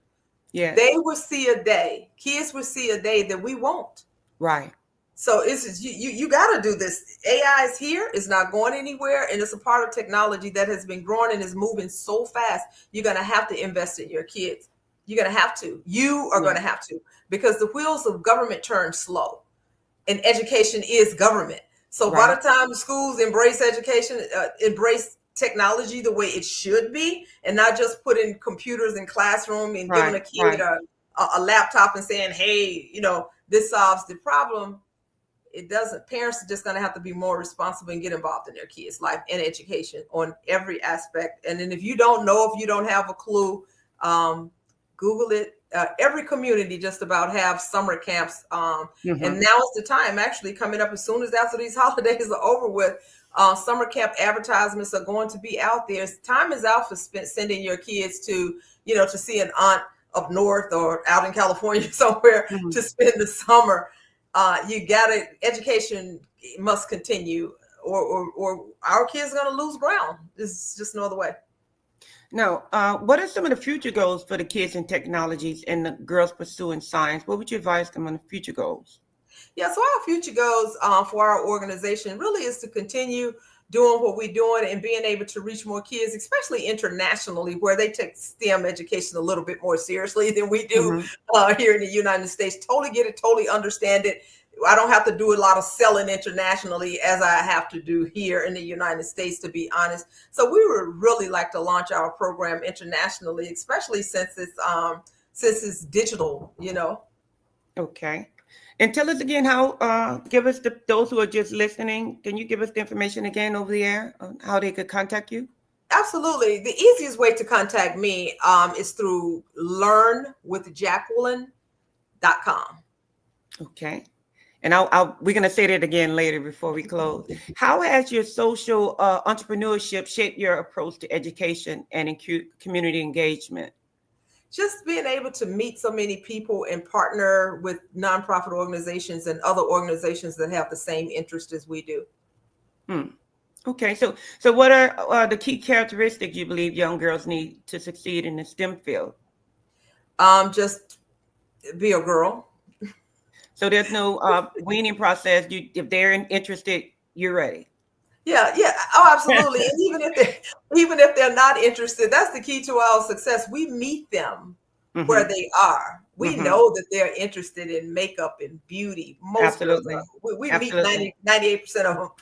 So, or something. Even if and there are some girls that just don't like makeup or don't like to be a part of that, or see that it's just being too girly and don't get the science part of it. We have coding and computer science as well. So we got you. Okay.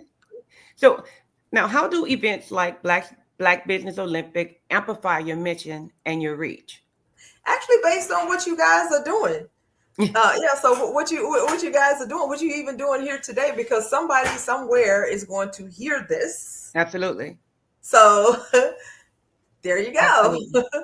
So what role does diversity and inclusion play in your programs, and how do you foster it?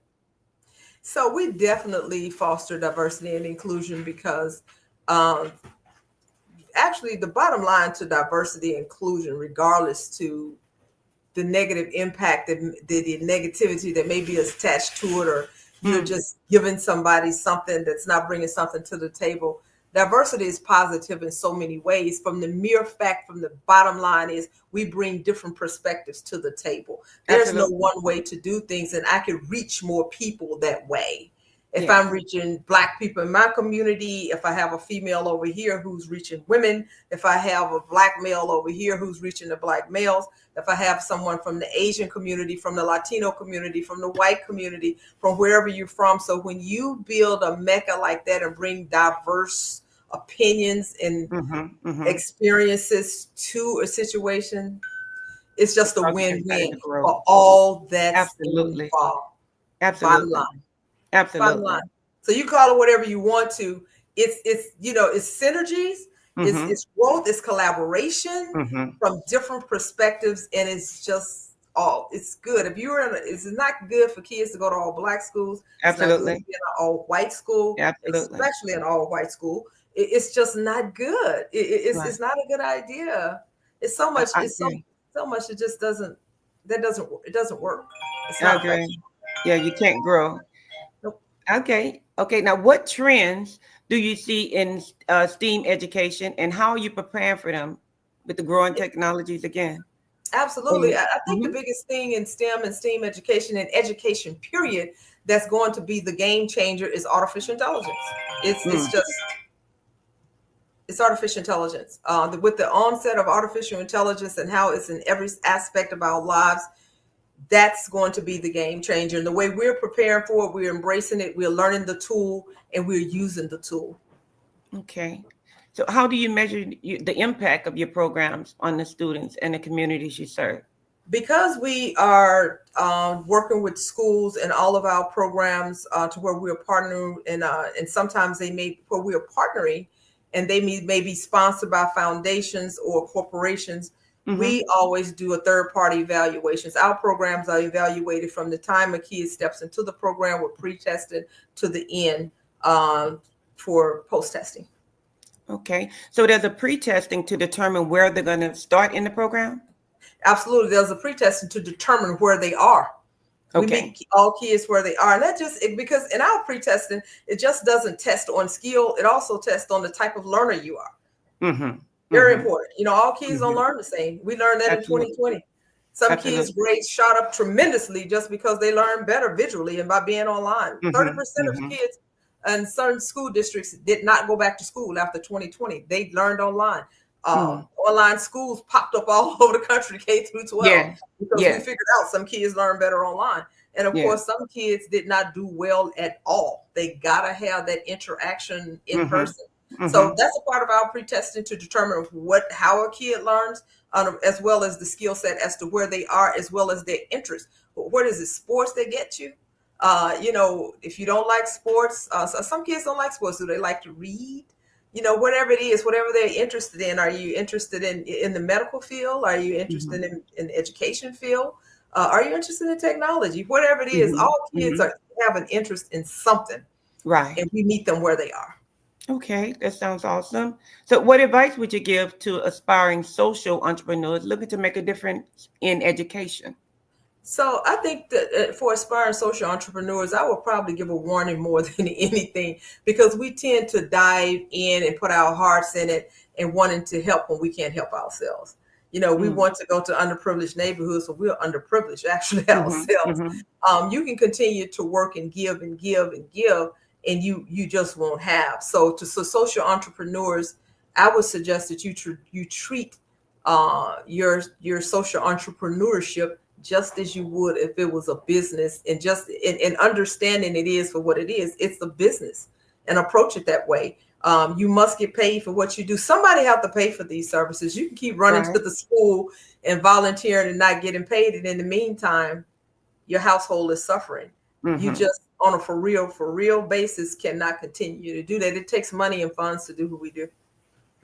Okay. Now, when you to develop your curriculum and incorporate these people and the collaborations that you have, what's your first approach? I mean, how do you approach them? You go to the schools, so normally at this stage in the game, we've been around since 2002. So typically, even for funding, for partnerships, we usually are the ones who are being approached. Okay. But if I'm looking for a school, a lot of times I use social media to just really for a public service announcement, just to show what we're doing. And what we're doing, the parents will buy what we're selling. Schools will buy what we're selling because of the impact that we're making and the things that we're doing in education. So there's probably no really real rhyme or reason. In most schools that we're in is basically through referral. One school is telling another school. Okay. And based on our results. But we've been around a long time. So that's just where we are. And even when we started off in 2002, we attracted a lot of media because of what we do. We were teaching kids how to build their own state-of-the-art computers at 8 years old and take them home. We were actually putting real new state-of-the-art. So we get media attention everywhere we go. So and it's that has kind of been what has followed us through the last 24 years. Oh, that's awesome. So tell me, how do you balance running two organizations with your personal life? Keeping my personal life out your personal life just pass by. I'm traveling and I'm at a hotel, so the cleaning staff. Yes. You're fine. I'm at home, y'all. But she's balancing, y'all. She's balancing. Real life moments here. So,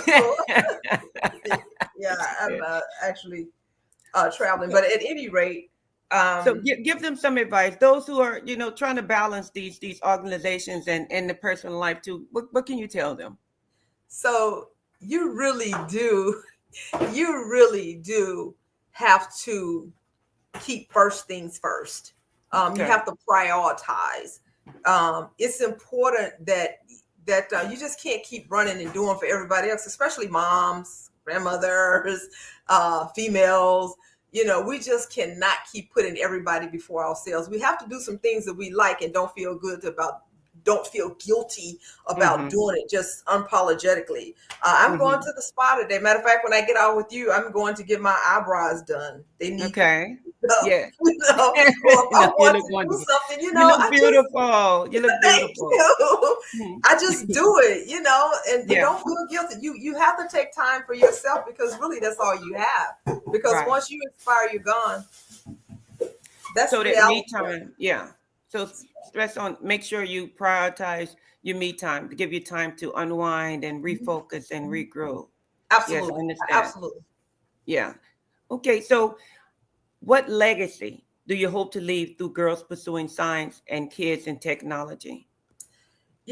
gosh, like I haven't even really given that a lot of thought. But actually, I think I'm building it every day, just helping girls. And even now, we've been at it long enough, 24 years, to where kids we helped 10 years ago are now 24. They're adults, they're in college, or they're finishing school. Or you asked me about success stories. I just thought about another one. That's fine. Give it to us. Chantel Williams, who came through our program. Shout out to Chantel. Yes, good job. Good job. Own One Spunky Spud restaurant in Nashville, Tennessee. Okay. So, and I started thinking about things like that.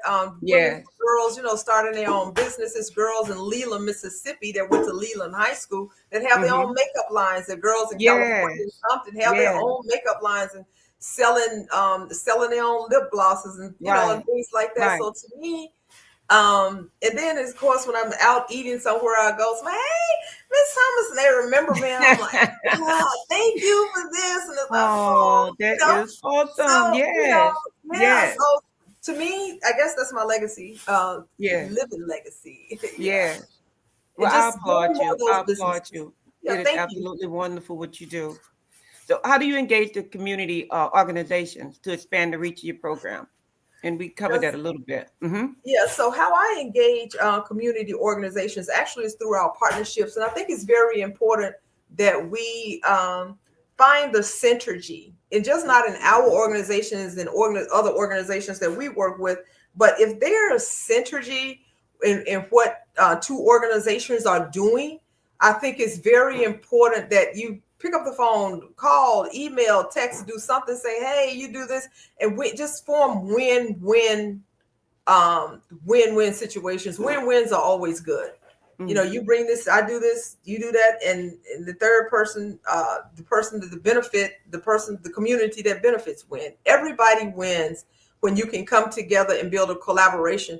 Back in the 90s, we were big on collaborating. That's all you hear is collaborating, networking. And now, you don't hear that much more anymore, but it's a real thing. It's a real thing. But don't try to do it all. Don't try to hide information.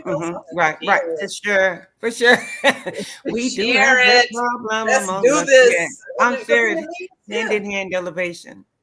In the meantime, our kids are suffering, or our communities are suffering. You're holding information, and the bottom line is too, even if we could serve every school in the United States, we won't do it effectively by ourselves. Absolutely.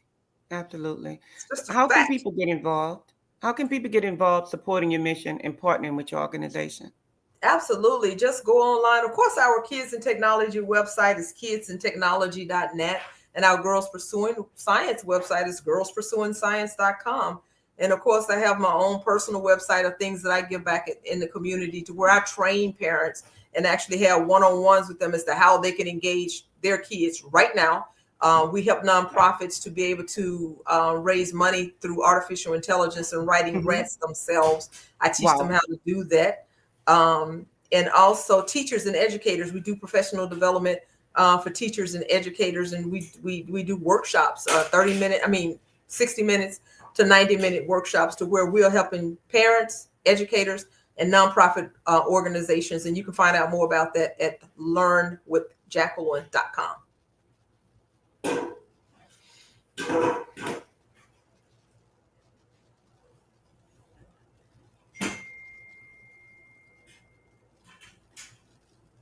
Okay, yes. I'm sorry about that. Here we go. Now, tell me something. What is the main thing you want people to know about your program? The main thing that I want people to know about my program is probably not a main thing. Honestly, we do education, and we attack education from the heart of it, what kids or parents or educators, community organizations really need to know. And I guess that's just it. So do you travel? You do public speaking about the STEM, or are you just located centrally right there where you are? Oh, no, I'm nothing central about where I'm right now. I'm traveling now, and it's the day before Thanksgiving. So I travel a lot. I come out. I do guest speaking. I do speaking we help with fundraisers.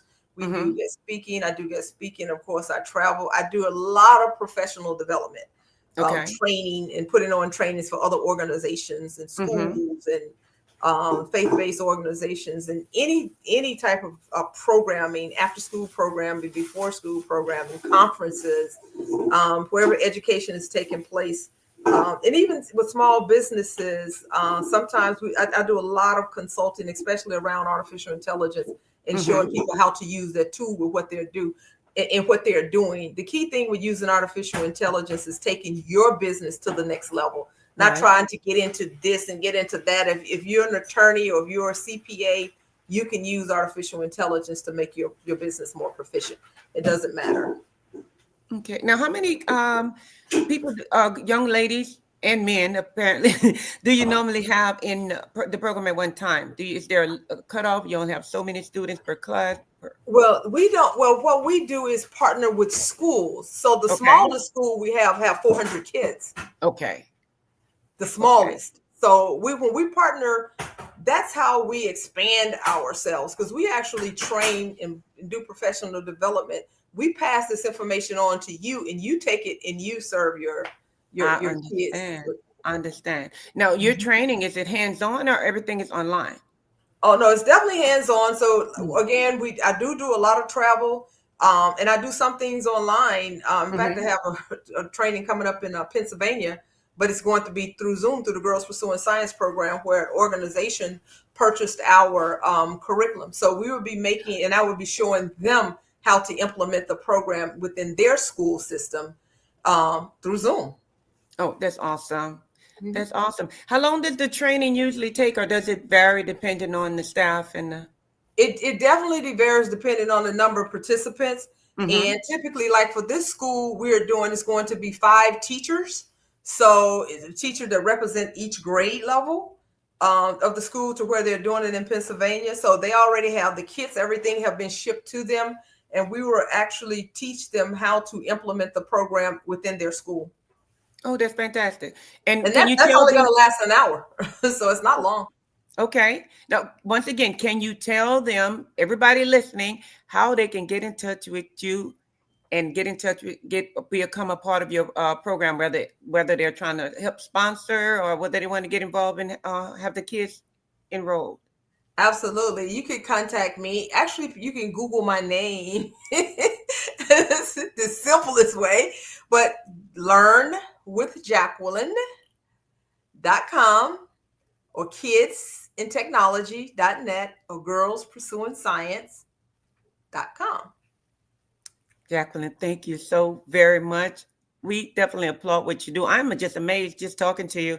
I'm so impressed just looking at what you're doing. Thank you so much. Now, you mentioned your mom and the role that she had and influence that she had on you.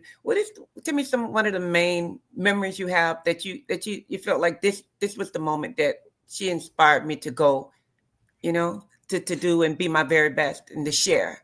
Yeah, it's just really, there's honestly, there is no one thing, because I think I find with my sisters, we always talking about, mama said, said. I remember mama used to say, so in almost every aspect, just life, period, just from knowing people and knowing BS when you hear it, regardless to who it's coming from, right? But just keeping it real.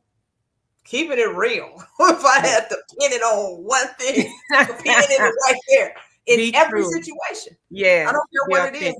We can afford something. I'm like, nope, we're not going. Nope, you're not going to do it. We can't. Right. Bottom line, I ain't got it. Like whatever. My mom just watch out for people, and even from dating, especially how you get excited when you're in high school. I used to love sports cars and guys. I had a Trans Am. Okay. So like my mom's, so it's my brother car actually. So he just used to let me drive it all the time. He was grown. I'm the youngest in my family, so all of it was grown can buy their own cars, because we weren't rich by no means. So, but my mother used to always say, that dude, he drop you off, he go pick up somebody else, and I'd be like, dang, why don't you know? It's like she he like me. No, he doesn't. I'm telling you, girl. It's just, bottom line is, my mom always kept it real with us, from dating to going off to school, from getting jobs and dealing with people on jobs. And that's probably why I'm an entrepreneur, because of that. You know, it's just listening to other people and doing stuff that you would normally do, you know, scratching your head, you know, when it's not itching and smiling when you know you don't want to. Not doing it. Well, that's fantastic. You know what? I'm so grateful to you. Thank you so much. Please continue doing what you're doing. We need you. We need people like you. God bless your mom for all she's instilled in you, and God bless you for turning that tradition and passing it on to all the other young people that you encounter. Thank you so much for joining us, and we look forward to seeing you again. Thank you. Mm-hmm. Bye-bye. Bye-bye. The Black Business Expo's mission is to raise funds for high school seniors going to college or K-12 entrepreneurs. This expo is a fundraising for students who you may go to www.blackbusinessexpousa.com to donate to the scholarship fund. That's www.blackbusinessexpousa.com to donate to the scholarship fund. Or use the Cash App that's on the screen below. That's Cash App, the $ BBXUSA. Our goal is to give laptops and up to $5,000 to 10 students.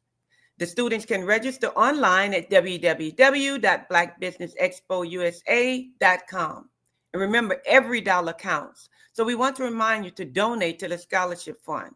We want to thank our Black Business Expo USA sponsors for September, the NC 100, Suede Soul, Carolina, Virginia Minority Suppliers Development Council, the bank law firm, Step Management, Margie McLean Foundation, Genius is Common, Our TV, Executive Women's Success Institute, The Quality Coaching Company, Superwoman Business Services, Creative Force Studios, Lee Entertainment, Black Business Olympic, Artistic App Design, and Black Business Expo USA. Remember, genius is common, and I'll see you on the other side.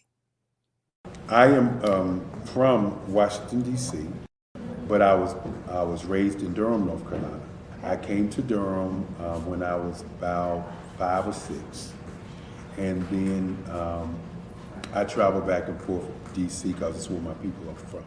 One of the unique things about my family is my mother, she's also an artist. She does quilting, and she does a lot of artistic things. And then my son, he draws with both hands, his right hand and his left hand like I do.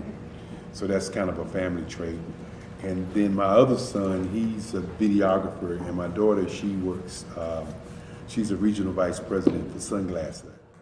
When you start out drawing and sketching, you want to continue to explore, you know, each avenue. I do pastels, I do pen and ink, I do painting, I do acrylics. I haven't done oils yet, but I try to do all facets of art. What I say to a lot of times to people is, you know, you can't put yourself in a box when you're an artist. You have to explore. And over the course of my life, I've tried to explore different mediums. I also do sculpture as well.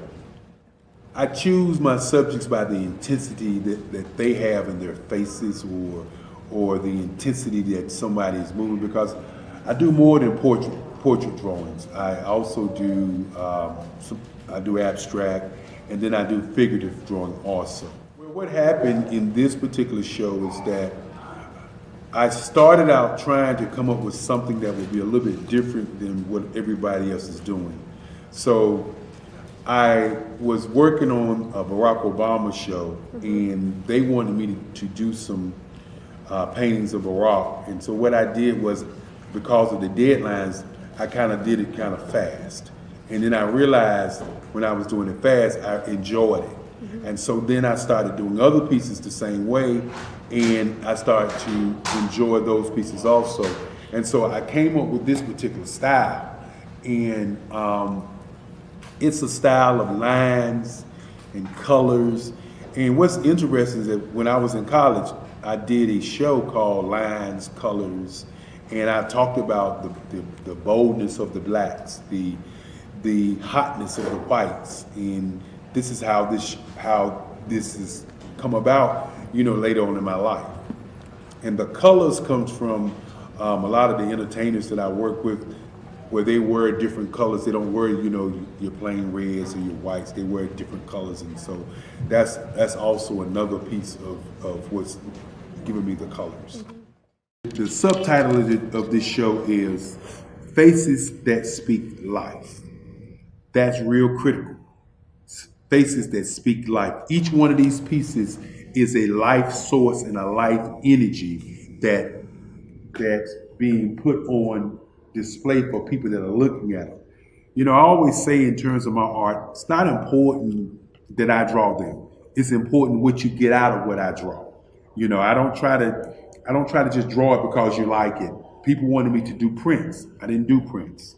You know, people asked me to do different people, but the people that I choose are people that make a difference in the lives of people in the world. So the human landscape idea was, again, as I say, the lines represent your emotions, it represents your ideas, and it represents your journey as a human being. And that's why you get the different pieces and the different looks.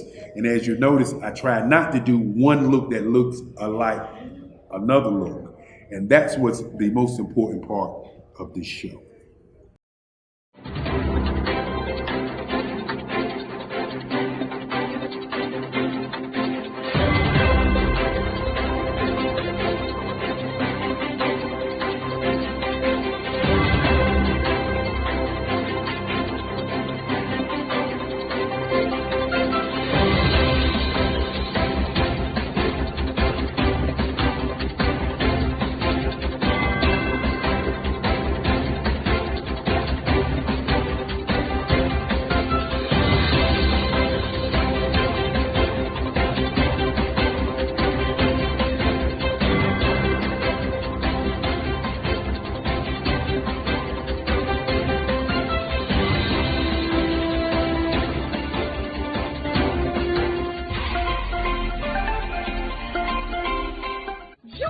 Dr. Eric Kelly III and a host of phenomenal speakers from all around the globe for this 7-day virtual event that you don't want to miss.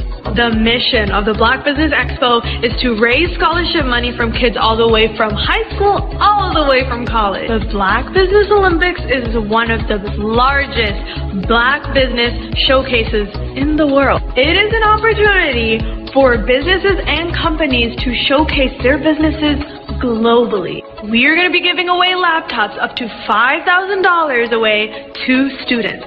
Again, I'm Olivia Appleberry, the founder of 2 Cents Finance and one of the speakers for the expo. I am so excited to see you there. For more info, go to www.blackbusinessexpousa.com or call 919-308-9090 and hope to see you there. I am Black Business. From the moment I wake until the time I sleep. Yes, I am Black Business. I am Black Business. Tell me, are you Black Business? I am Black Business. Do you support Black businesses? Listen, I support Black business because I am Black Business. Black Business Expo, one of the largest business showcases in the history of Black business in the world. The world! Sign up today at www.blackbusinessexpousa.com or call 919-308-9090. I am Black Business. I am Black Business. From the moment I wake until the time I sleep, I am Black Business.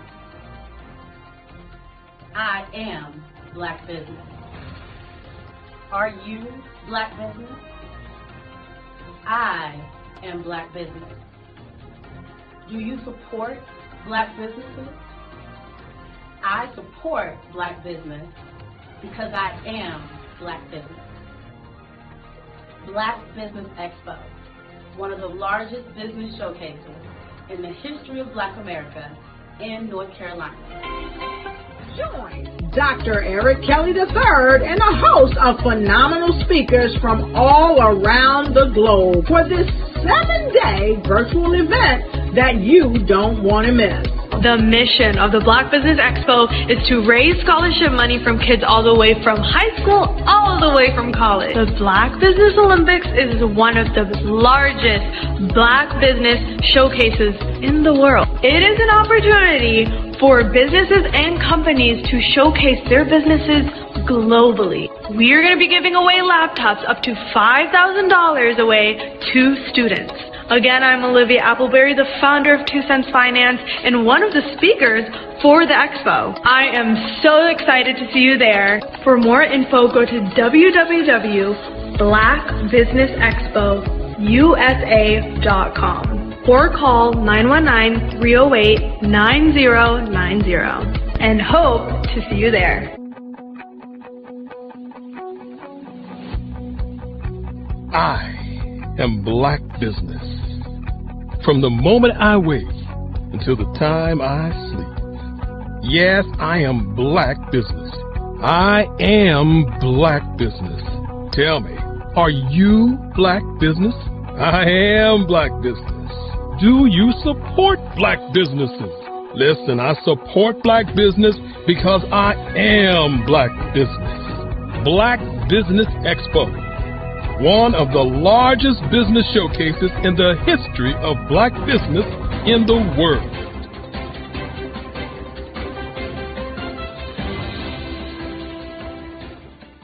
I was born in a little village on the island of Haiti.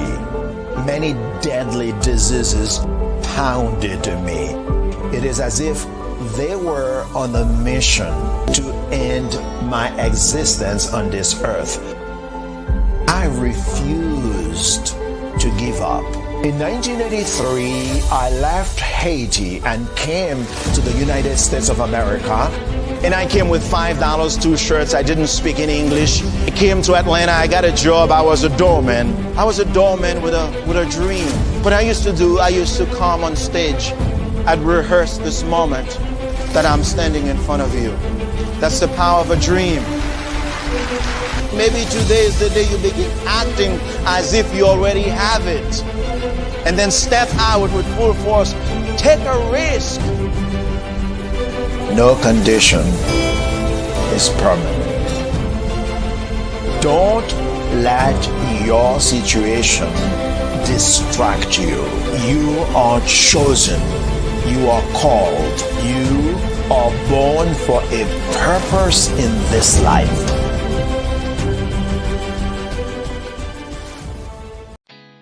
Did you know women represent just 3% of Fortune 500 CEOs and less than 15% of corporate executives at top companies worldwide? Have you wondered what the secrets are to getting into the top ranks, whether in the private or public sector? Do you want to figure out how to stop being held back in your career or passed over for promotion? Then you're in the right place. Hi, I'm Dr. Madeline Ann Lewis, President and CEO of the Executive Women's Success Institute. I have decades of experience in the military, the federal government, and corporate America, and my mission is to help women succeed and tap into their full potential. I want to reach 1 million plus women around the world to become the leaders they are meant to be. So if you want to move into a management or executive level position, or maybe you are a female veteran transitioning out of the military into business entrepreneurship, then reach out to the Executive Women's Success Institute at 301-693-3284. Let us get you on the fast track to success.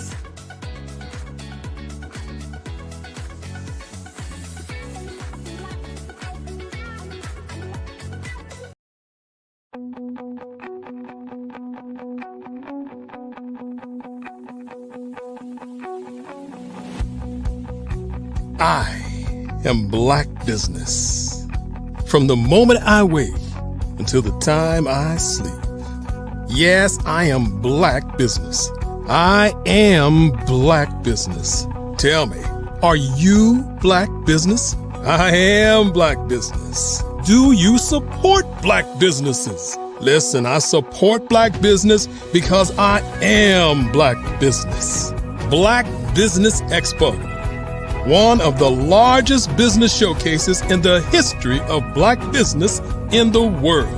The world! Sign up today at www.blackbusinessexpousa.com or call 919-308-9090. I am Black business.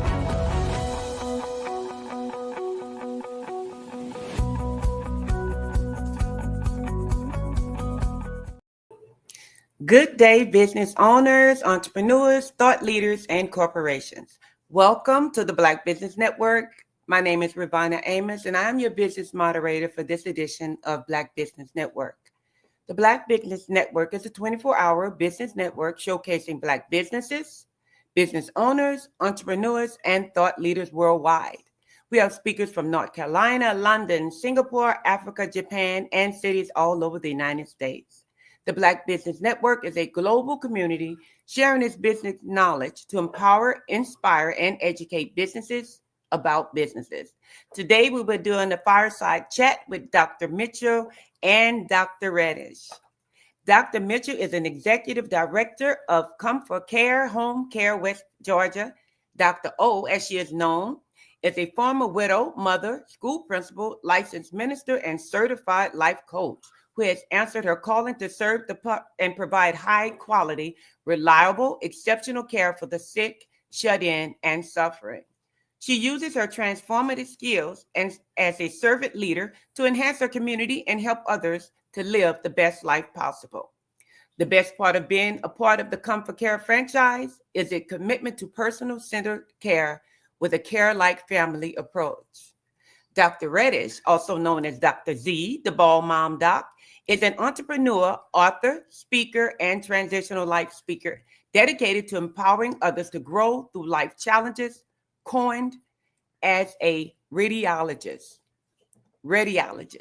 Dr. Z is the CEO and founder of Empowered Education Consulting, where she helps individuals ADAPT and crush their next chapter in sports, school, and life, specializing in guiding parents of 5th to 8th grade basketball players through navigating sports and school systems to meet their goals and earn scholarships.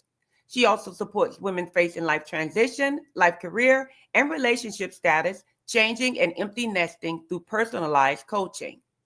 As a retired school principal, she provides professional development and mentoring to new and novice principals. Dr. Z is also a 3-time Amazon #1 bestseller author of Alley-Oop, The Heart Leader, and Adapt.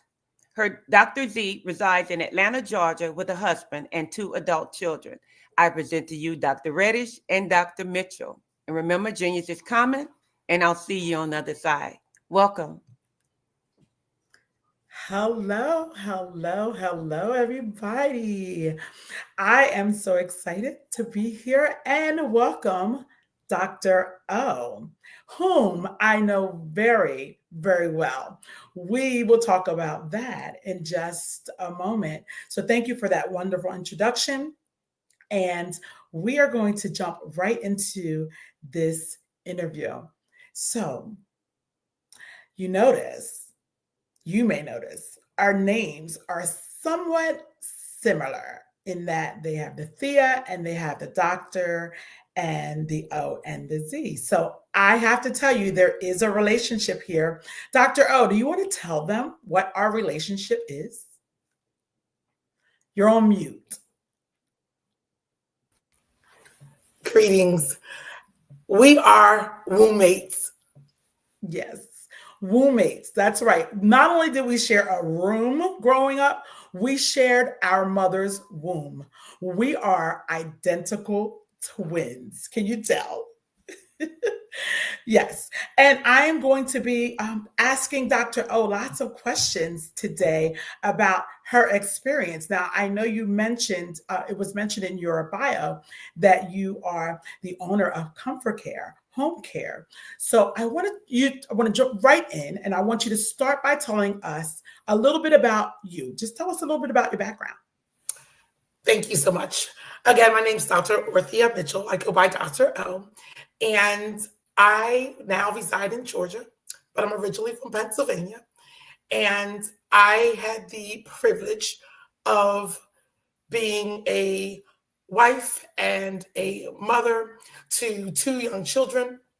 Well, they're adults now, but at the time, I ended up having a life-changing situation where my husband passed away in his early 40s after a bout with a very aggressive form of cancer. And during that time, I was able to be a caregiver to him. It was a position that I was thrust into unexpectedly, but I do count it as a privilege because prior to that, I was a school principal and a teacher prior to that, and had spent most of my life and career in the area of education. And that was everything to me because education to me, and quite frankly, my twin sister as well, was kind of our ticket out of poverty, our ticket to possibility. And so we loved that aspect. And in fact, it kind of permeates every other facet of the different things that the Lord has opened up doors for us to do even today. So our goal is always to educate and inform others so that they can take part in whatever way they need to empower themselves to be the best version of themselves and live their best life possible. And that kind of brings us fast forward here as a resident in Georgia, where I have a home care company. And that home care company began because, as I mentioned previously, I had been a caregiver for my late husband, but I was a principal at that time. Soon after my husband passed away, the Lord spoke to me directly and told me that I was to leave my job, my very comfortable job as a principal, and jump into a different career. And I'll be honest, I was really scared, and just worried about what the future would hold. And so I took a leap of faith, and with the Lord's partnership and guidance, I was able to come and partner with a company called Comfort Care, because it's a franchise, to provide that same high level quality of care that I had the privilege of being able to give to my late husband to others. And so that's where I am today. So that's interesting because, as you mentioned, we shared a room, so we also have been together all of our lives, and we both are educators. And as you mentioned, Comfort Care, was that reason? Was your late husband's illness and subsequent passing the reason why you actually started home care, entered the franchise, or what actually inspired you to go into the industry?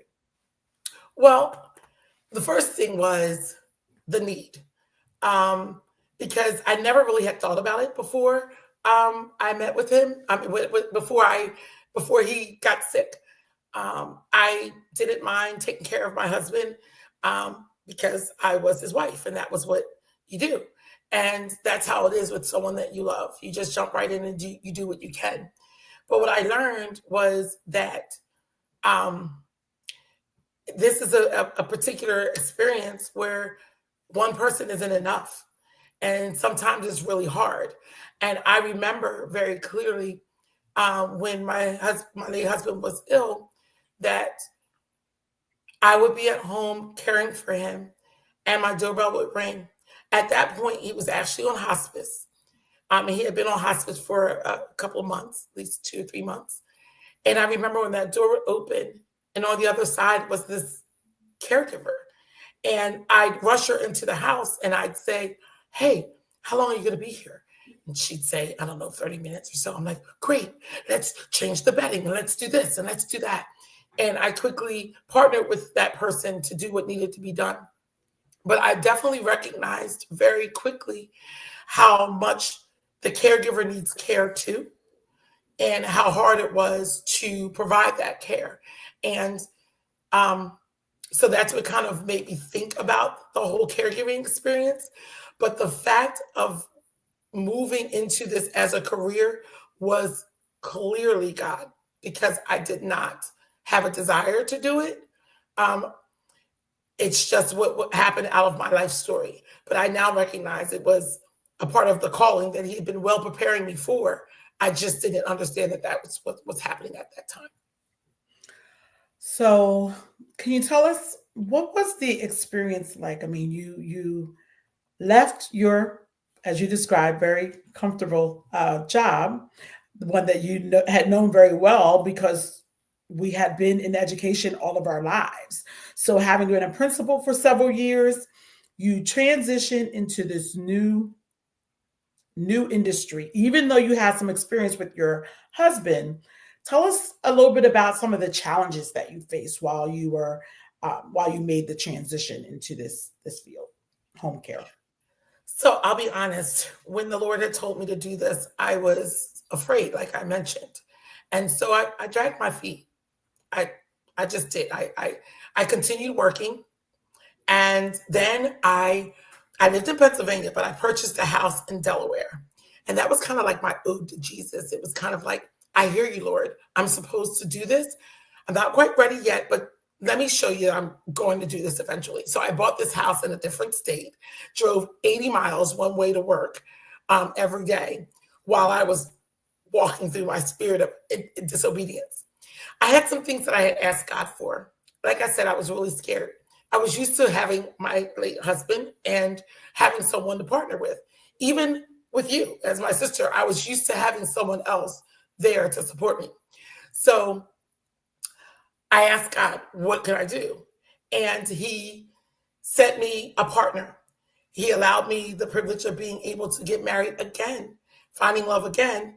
And with that partnership with my new husband, Stephen, I was able to garner the courage to make the leap. And once I did, I really liked what Comfort Care stood for. I really felt like it was aligned with my own personal beliefs and the experiences that I had with my husband. And I felt, this is what everyone needs, because I recognize that people get better, get stronger, and live longer when they're at their house, whatever home looked like for them. And so I wanted to give that privilege. So because my family was here in Georgia, I decided to pack up and move down to Georgia. And then we settled here and moved into the franchise immediately. She sure did. And it was quite the undertaking, moving to a whole nother state.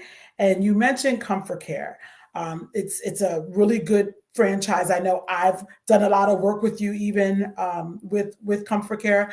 I was not familiar with that space. And it was new for you as well, but we did find out that it was quite similar to a lot of the things that we did as a principal. We just didn't know that it would be like that, which is, I think, kind of interesting. But we'll talk about that a little bit later. But I'm curious, since this was completely new for you, and I know you said that you were scared, you made the transition, you did what you had to do. What kind of advice would you give, like, someone else who was interested in starting a home care company? Well, the first thing I would say is pray about it. And then I would say, learn about it. Do your research. Understand what it is. It was easier for me to give care to my late husband because he was a loved one. It was something that it was easy to do. Once I got into this business, I learned there were a lot of things that I didn't know and understand. And so what I did then was I used my resources. I researched and learned more about things, but just learning isn't enough. partnering with others, finding mentors in the field was essential. And so doing that, staying prayerful and faithful, and really getting out there and doing the work. The reality of it is doing any type of new thing can be challenging, but embracing that different isn't bad, it's just different. And it was a major thing for me to do. And so once I embraced that, it opened my mind up to the possibilities of what could be.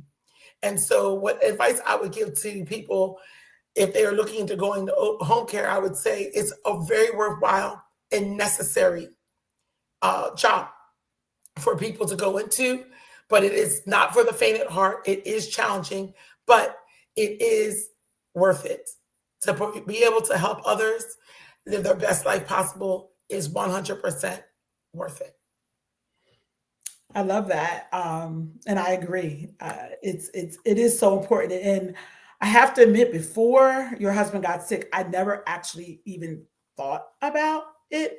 And since you've started the franchise, I've learned so much more, and I definitely see the value in it. And I've learned that I've heard of a lot of different home care companies. So can you tell me specifically what does Comfort Care West Georgia do? What kind of services do you provide?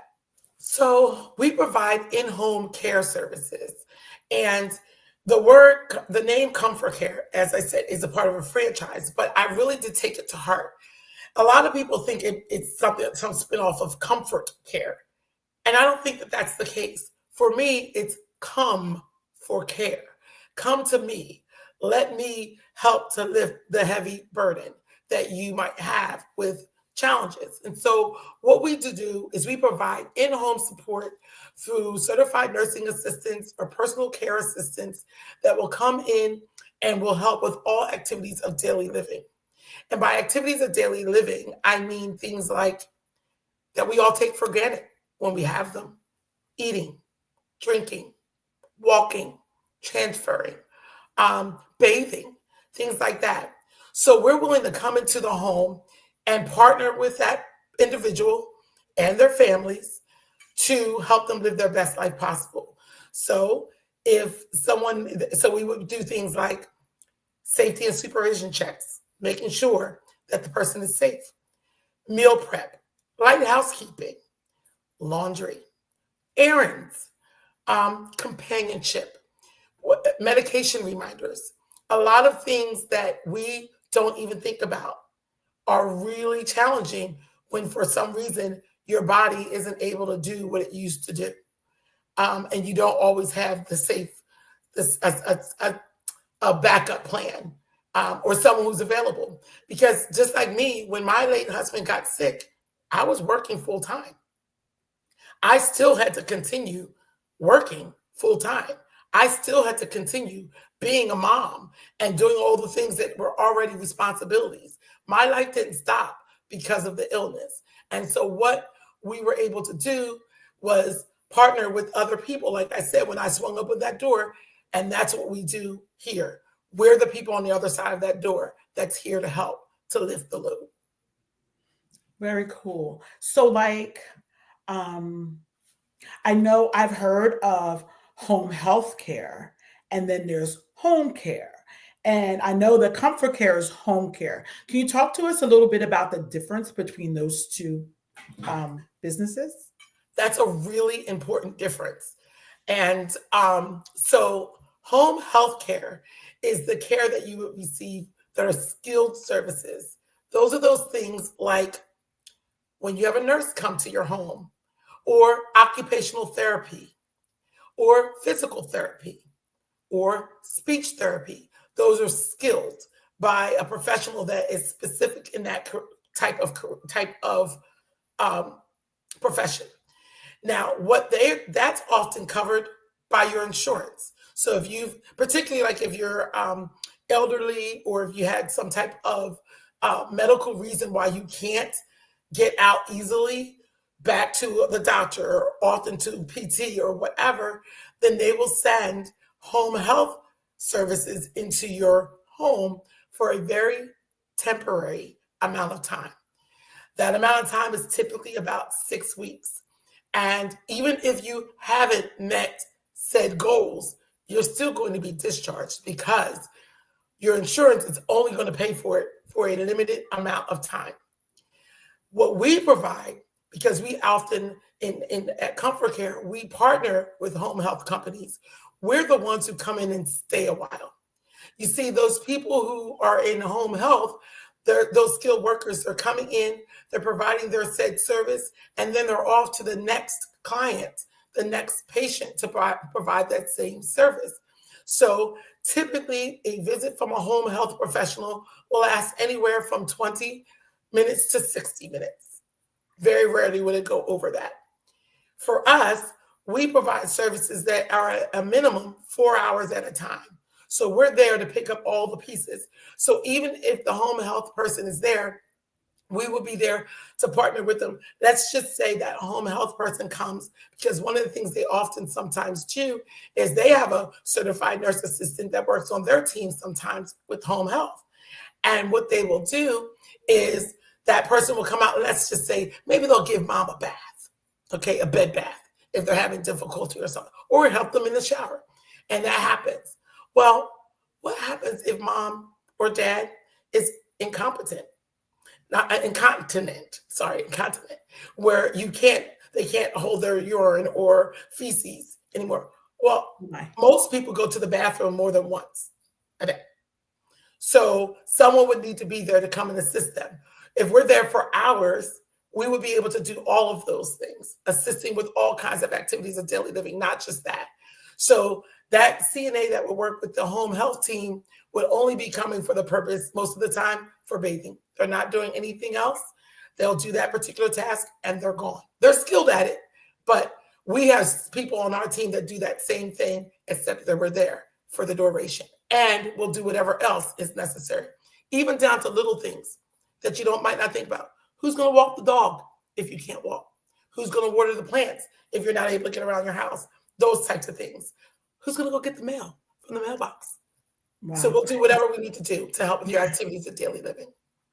That's so interesting because you don't even think about those things. You don't think about it till you have to think about it.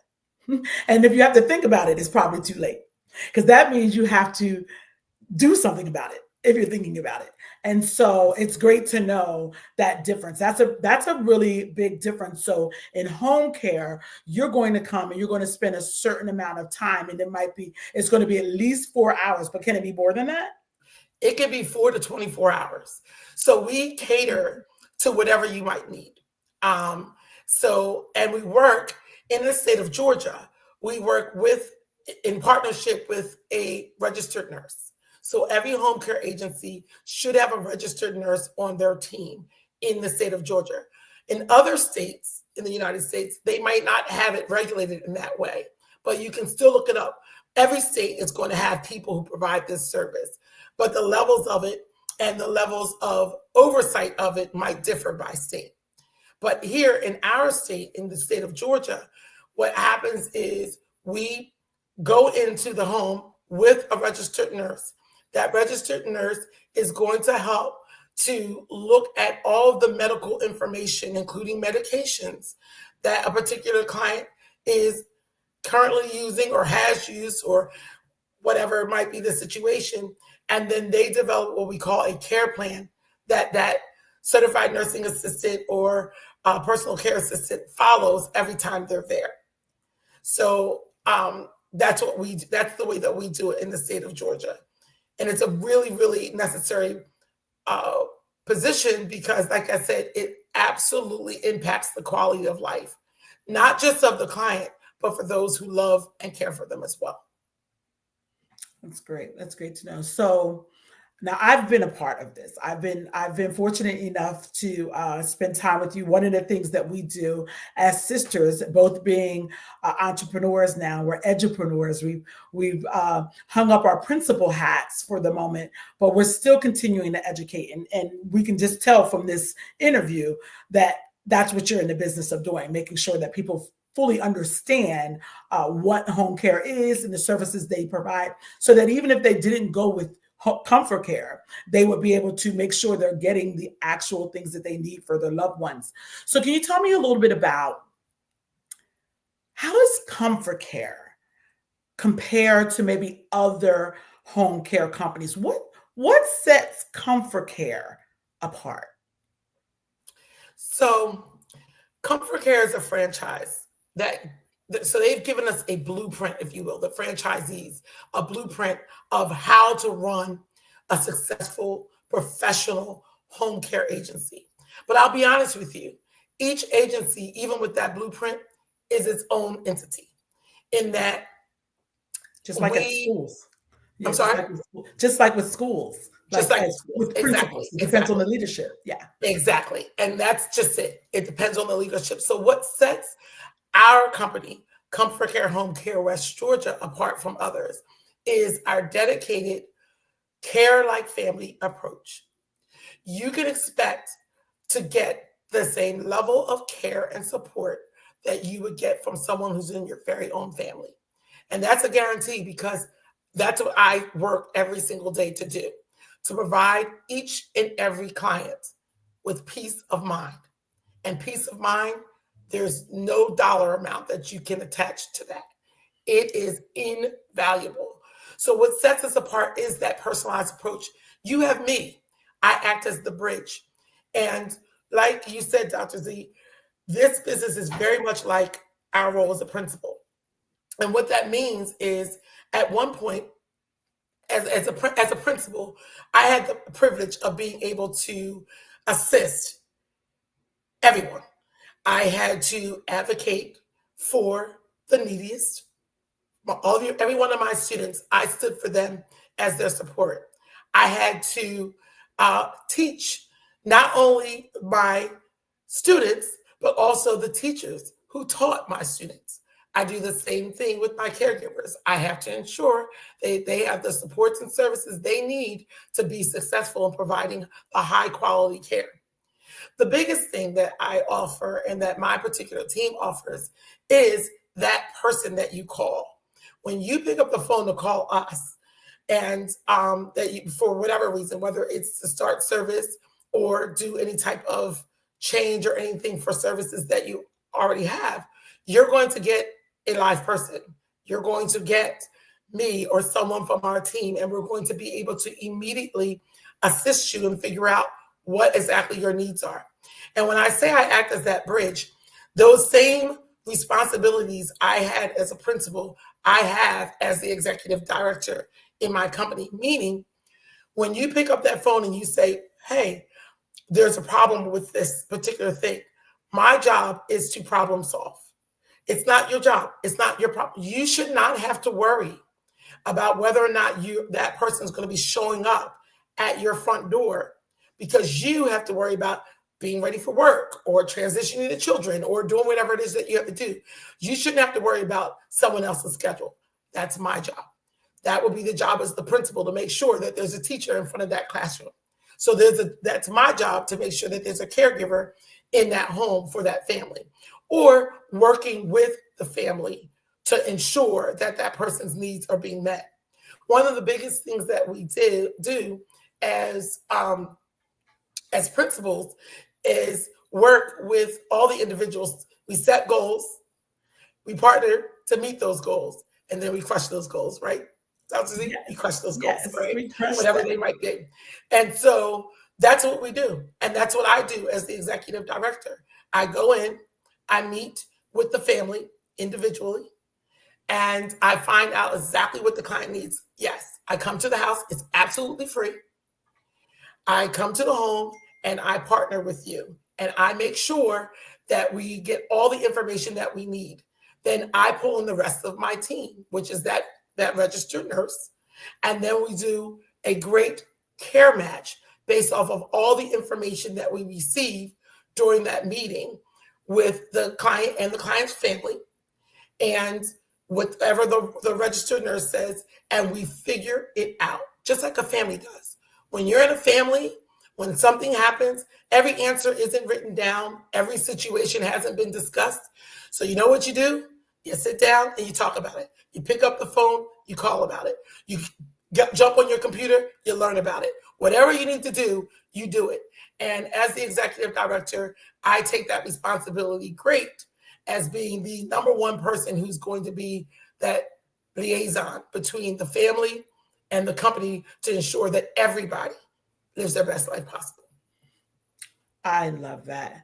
I have to tell you, I mean, it's so much like working in the education field, constantly providing the information and making the adjustments as need be. It's wonderful, the services that you're offering to your clients, who are ultimately just like you did when you were a principal. They are your students, and you treat them as if they were your own, which is, wow, there's no greater sense of comfort that one can be given than to know that their loved one is being cared for with love. So I absolutely love that. So we talked a little bit about the differences in home care and health care. You mentioned during that conversation about the skilled services that nurses might provide and things like that. Can you talk to me a little bit about, are there differences in payments, costs, and medical coverage, the insurance coverage and things like that? Can you speak to me about how that works with Comfort Care? I think it's really important to have this conversation because you don't really think about it until you have to think about it. It's not a problem until it's a problem. So when your loved one, if a loved one gets ill or injured and requires this level of support, home health care is covered most of the time by your insurance. As I mentioned before, it is a limited benefit that you will be able to get that will be paid for in totality most of the time. Home care services are not often covered by insurance. Now, Comfort Care, because we are a national franchise that has over 230 franchise offices in the United States and in Canada, we have relationships with major medical carriers. And so when there is a benefit, we have the ability to partner with them for home care services. But I'll be honest with you, those benefits are few and almost non-existent. So when it comes to home care, not home health, home care. So you can expect that this is going to be something that you pay what we call private pay. And that's an hourly rate that you pay for that person to be coming to your home. Now, there are some people who are able to access some financial support for these services. One of those things is long-term care insurance. You may have heard about that in a workplace, may have been offered a policy at some point. And a lot of times some people don't take advantage of it because they don't want to make the investment at the time. They don't want to spend X amount of money each month for that particular benefit. And quite frankly, a lot of times it's offered when you're young. And there's this thought of invincibility that you won't need it because you're young. But I would caution you not to go by that. In fact, I highly recommend that you do consider right now, no matter your age, what would happen if something happened to you? What would happen if something happened to your spouse? What would happen if something happened to a child of yours or another family member, your parent, your sister, your brother? How would you handle that? And that's where some people would consider the long-term care insurance that would kick in. There's other things. There is Medicaid. Medicaid for people who qualify for those subsidized services do sometimes have the opportunity to get some services paid for. But that's often at the expense. If you have certain assets, you may or may not qualify to participate in Medicaid and get that supplement. There's also, if you're a veteran, you can look into what is called aid and attendance. That particular benefit is available for people who have served during wartime.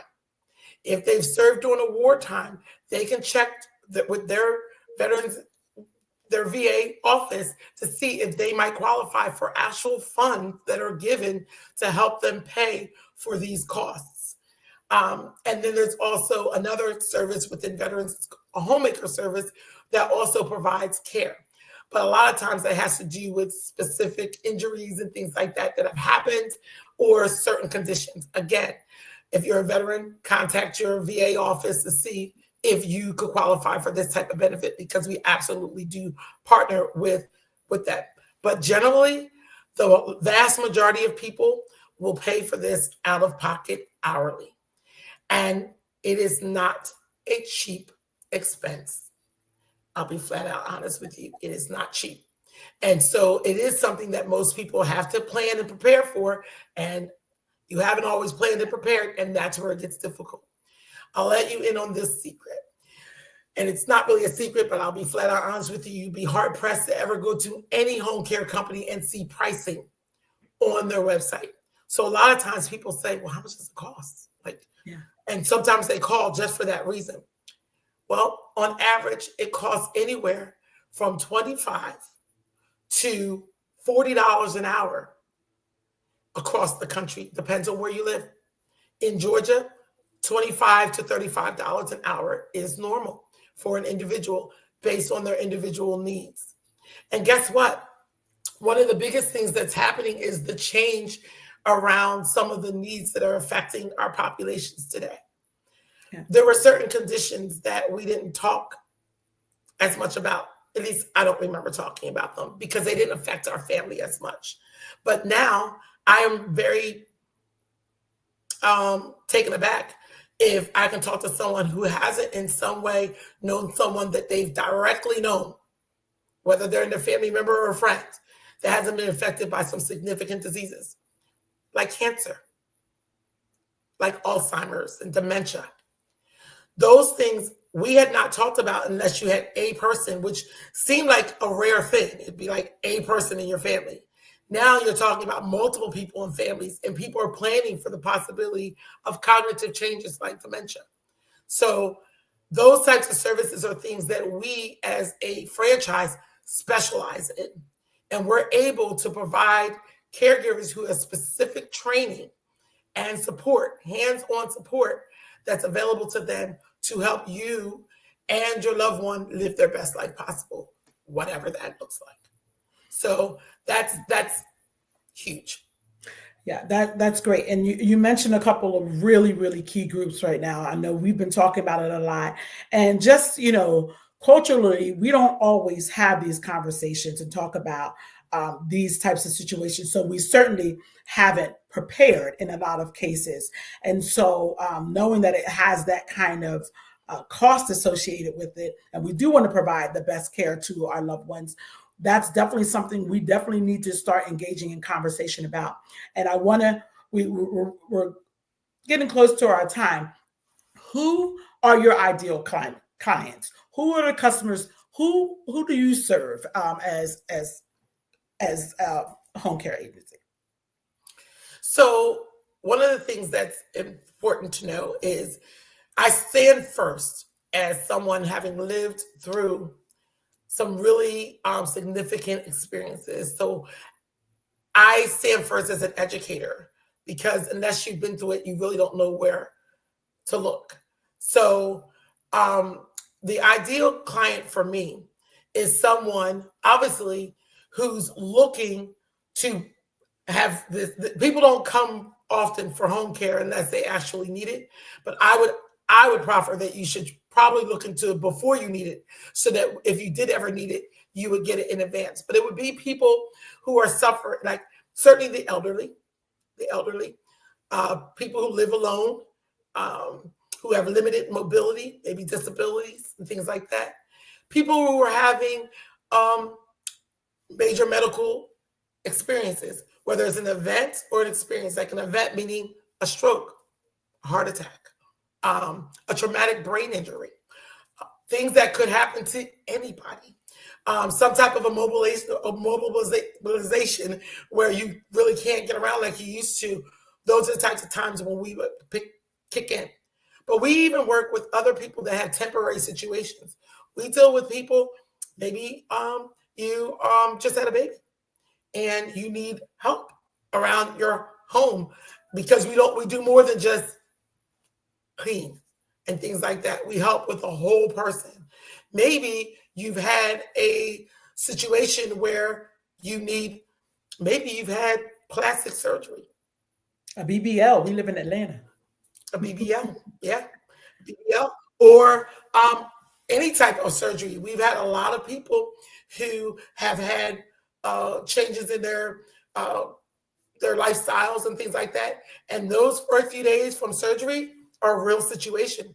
And sometimes if you live alone, a lot of times, some hospitals won't release you unless there's someone waiting for you in the waiting room, or someone that's at home with you to provide 24/7 care immediately after certain events. So we provide that type of care as well. So we will go with you to doctor appointments. We will do things like that and support you in transitions to and from a hospital or a facility. So we would partner in those types of things. So we're looking for people who need us. We want to fill in the gap and be that family that you need when you need it the most. So I always encourage people, you know what? You might not know exactly what you need. And when you're under stress, you might not even be able to remember what you need. But that's when you pick up the phone and you call someone like me, Dr. O. I will jump in the think tank with you because I have the experiences now because I've lived them.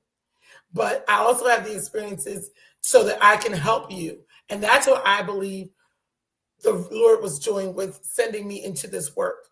I didn't feel like I knew everything, but I know way more than I thought I knew, because unbeknownst to me, I was going to be doing the same job with a different audience. And I don't mind being Dr. Mitchell, who partners with you when you contact that doctor or you contact that other medical professional to help understand what the needs are for your situation. So we jump in. It's not just about physical care. It's about caring. And when you're caring, you have to care for the whole person. And sometimes it might just be sitting with you while you're going through a really difficult time, engaging with you while you're doing that, and helping you during a difficult time. We're there to help lift the heavy load.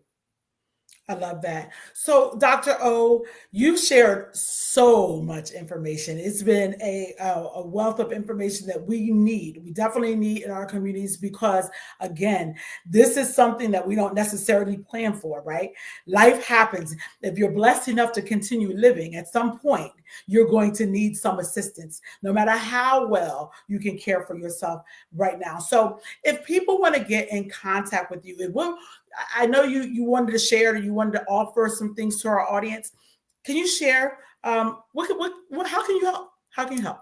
Well, first of all, if you find yourself in a situation where you're wondering, I don't know where to go with this. My loved one's been injured, or I myself am in a situation I don't know what to do. Pick up the phone, give us a call, and I will jump in the think tank with you.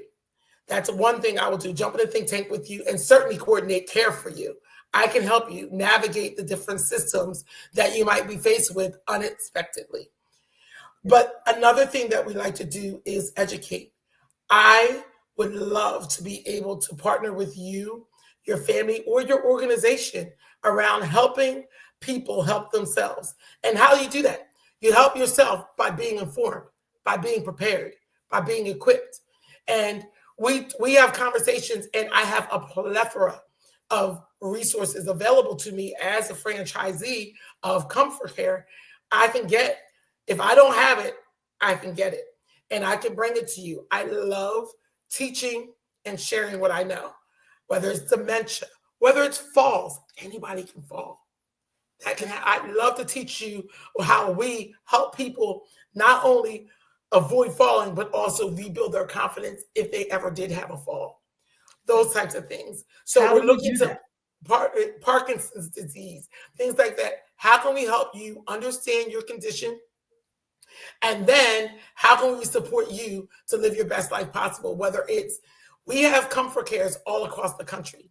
We are different than other organizations, but I'd love to talk to you about how we are different, right? So how do they get in contact with you, Dr. O? They can do a couple of things. They can either call, at 770-759-0759. That's our number in Georgia.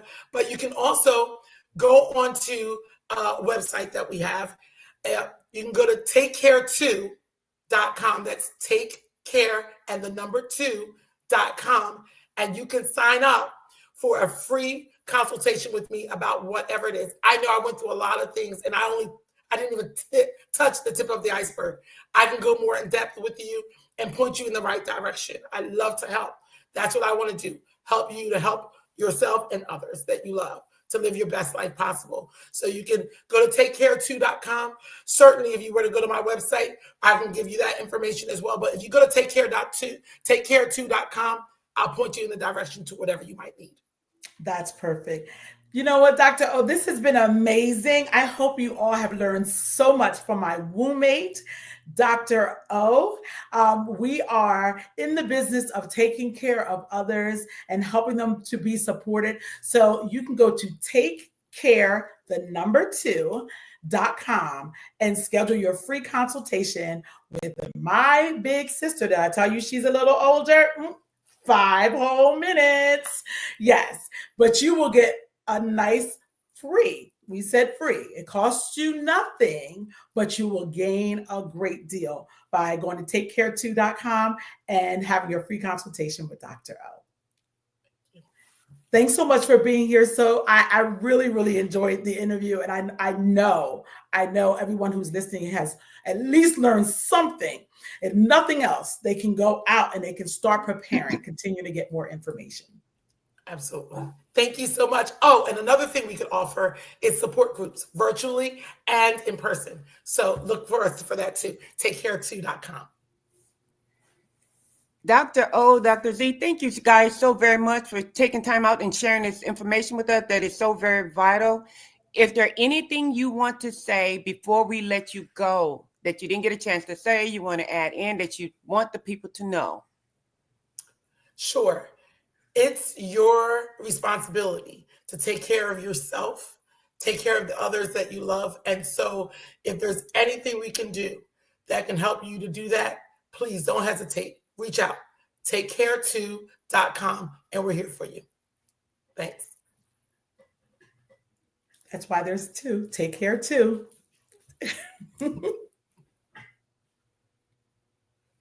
And if we need to get in touch with you, can you give us your contact information once again, please, Dr. O and Dr. Z? Sure. You can go to takecare2.com to fill out an information for consultation. You can also reach us by phone, but it's easiest to probably go to takecare2.com and I can give you a call and we'll be able to connect you with whatever resources, whether it's with myself, my sister, Dr. Z, or both. We can certainly help you take care too. You get double the support.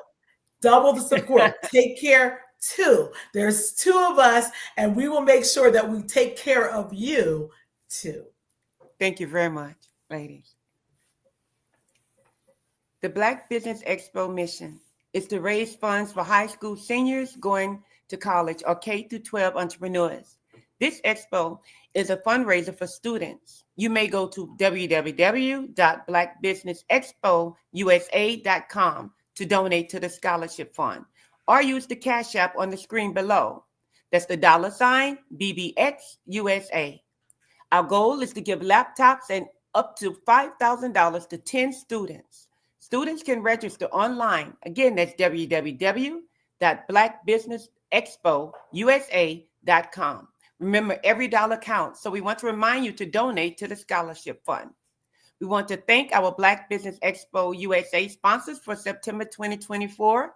That's NC100, Sway Soul, Carolina, Virginia Minority Supplier Development Council, Step Management, Margie McLean Foundation, Genius is Common, Our TV, Executive Women's Success Institute, The Quality Coaching Company, Superwoman Business Services, Creative Force Studios, Lee Entertainment, Black Business Olympics, artistic app design, Black Business Expo USA, and the Banks Law Firm.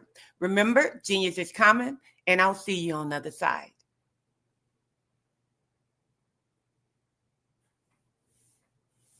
Have a great day.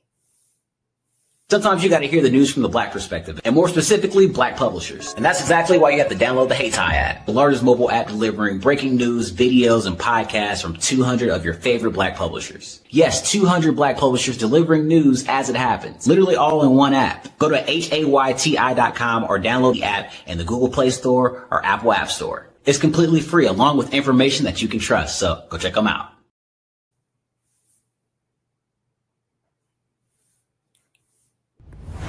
Social media is evolving. It's more vibrant, more colorful, more energetic, and so are you.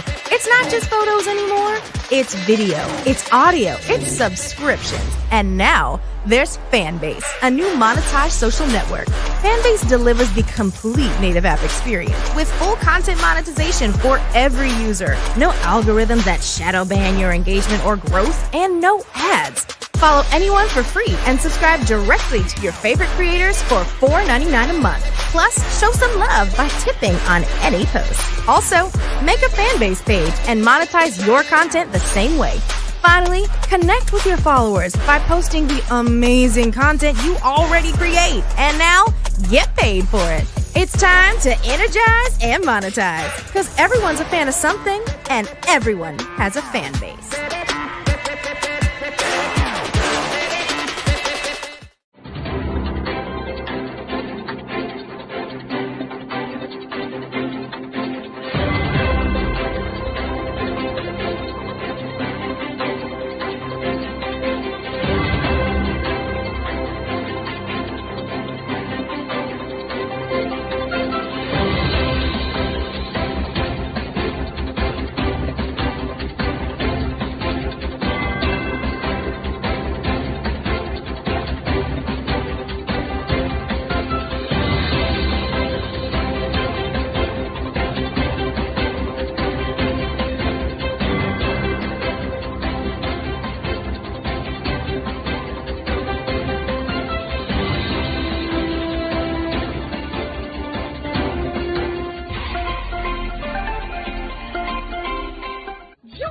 Dr. Eric Kelly III and a host of phenomenal speakers from all around the globe for this 7-day virtual event that you don't want to miss.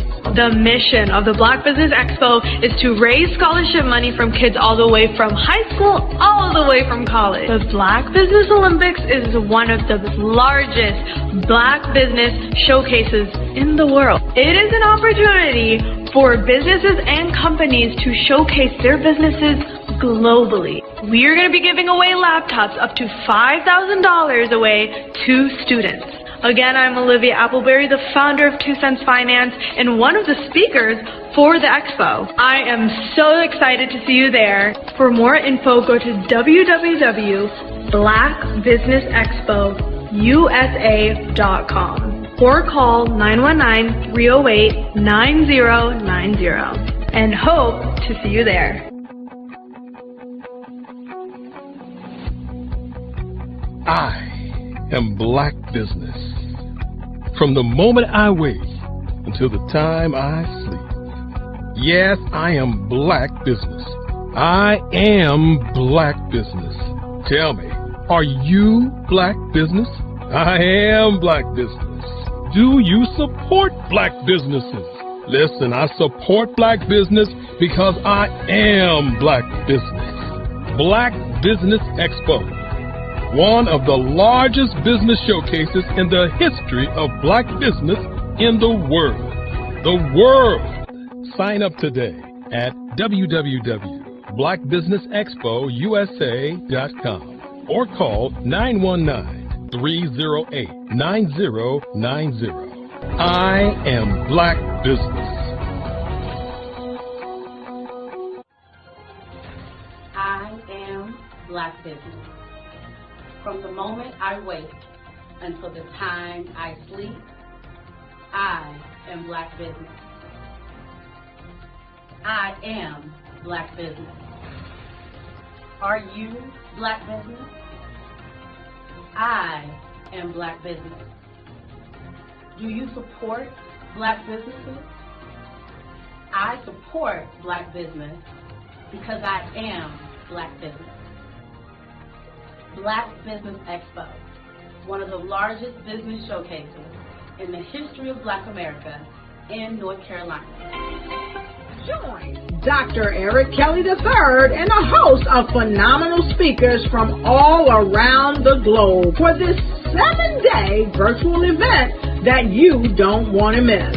The mission of the Black Business Expo is to raise scholarship money from kids all the way from high school, all the way from college. The Black Business Olympics is one of the largest Black business showcases in the world. It is an opportunity for businesses and companies to showcase their businesses globally. We are going to be giving away laptops up to $5,000 away to students. Again, I'm Olivia Appleberry, the founder of 2 Cents Finance and one of the speakers for the expo. I am so excited to see you there. For more info, go to www.blackbusinessexpousa.com or call 919-308-9090 and hope to see you there. I am Black business. From the moment I wake until the time I sleep. Yes, I am Black business. I am Black business. Tell me, are you Black business? I am Black business. Do you support Black businesses? Listen, I support Black business because I am Black business. Black Business Expo, one of the largest business showcases in the history of Black business in the world.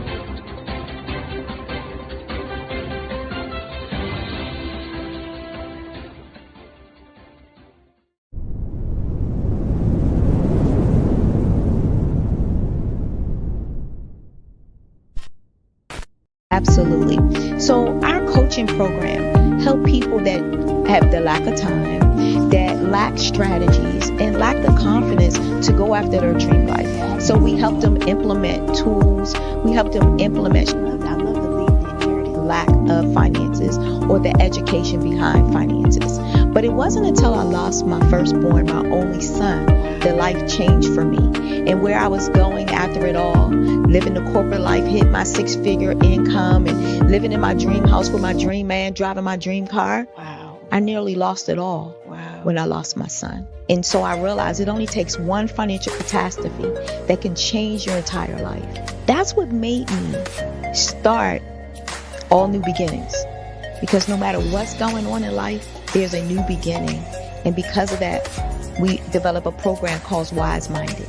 My little slogan is, don't just dream it, let's live it. If they want to connect with you or work with you, what is the best ways for them to be able to do that? Well, for my social media guru, you can connect with me on every single social media platform as Tanya T. Rose.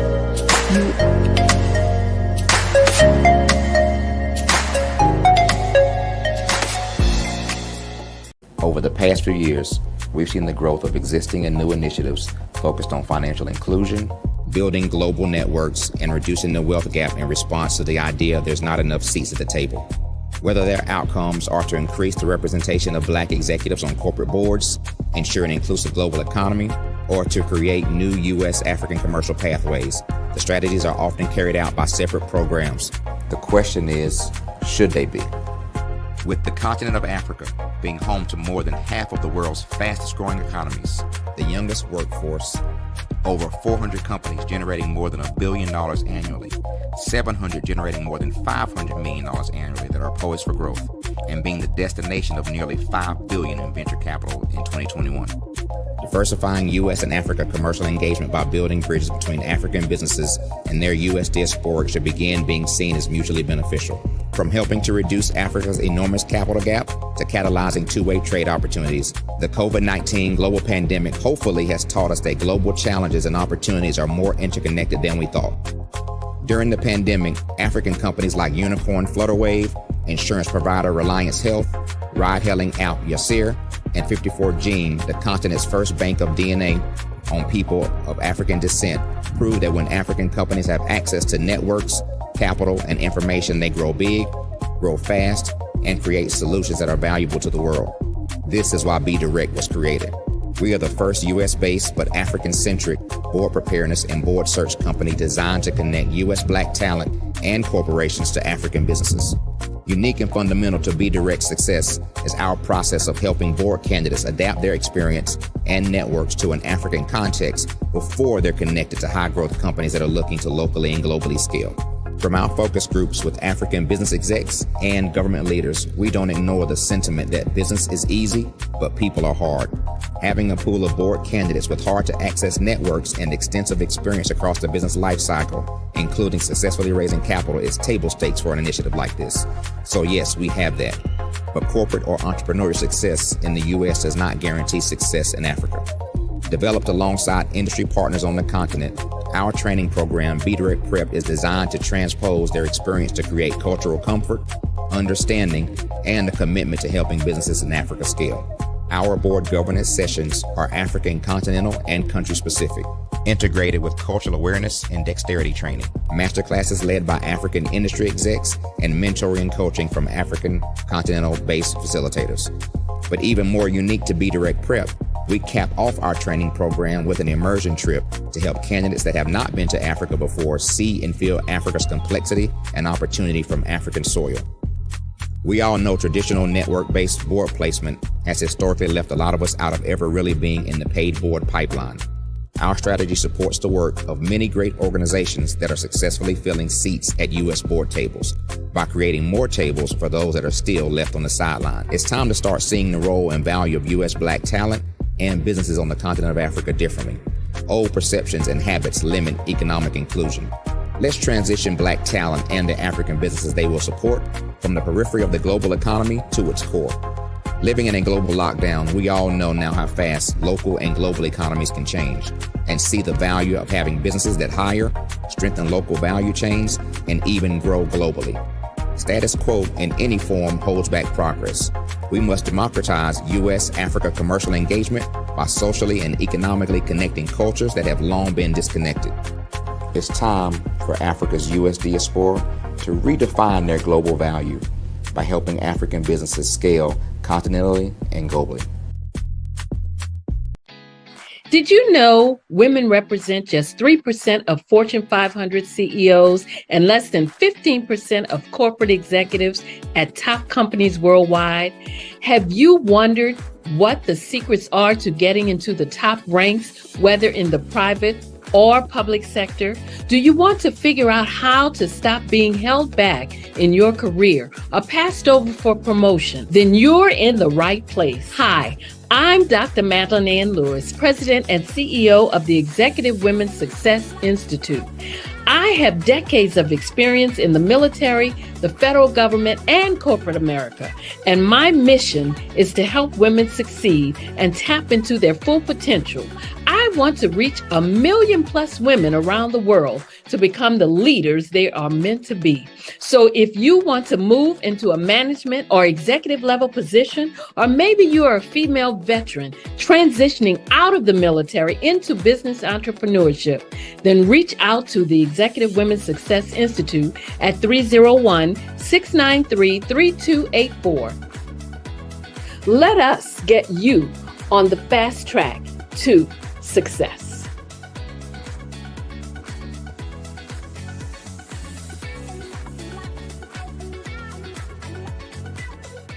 I was born in a little village on the island of Haiti. Many deadly diseases pounded me.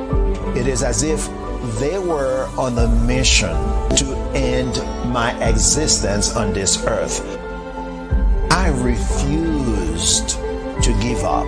In 1983, I left Haiti and came to the United States of America. And I came with $5, 2 shirts. I didn't speak in English. I came to Atlanta. I got a job. I was a doorman. I was a doorman with a dream. What I used to do, I used to come on stage. I'd rehearse this moment that I'm standing in front of you. That's the power of a dream.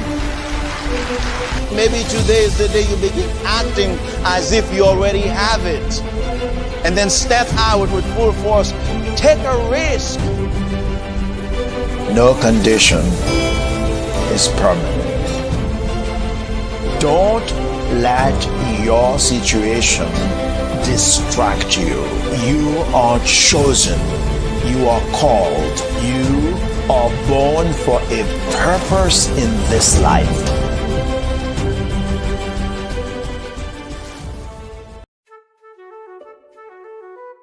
This is Dr. Arnold T. Petsworth. He's the owner of Petsworth Vet World, a veterinary clinic in Hopton, Connecticut. His patients include dog, cat, frog, fish, Goldie, dog, and this alpaca. Due to doctor-patient confidentiality, we can't tell you their names. Business at Vet World was steady, and then quarantine hit. Neighbors brought new four-legged friends into their homes. Bunnies.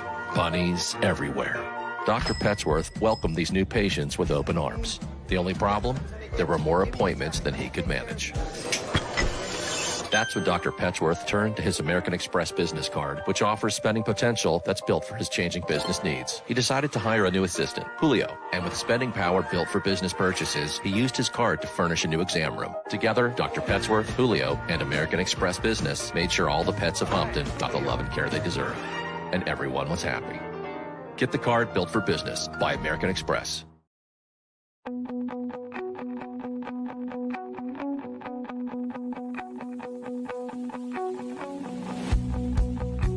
I am Black Business.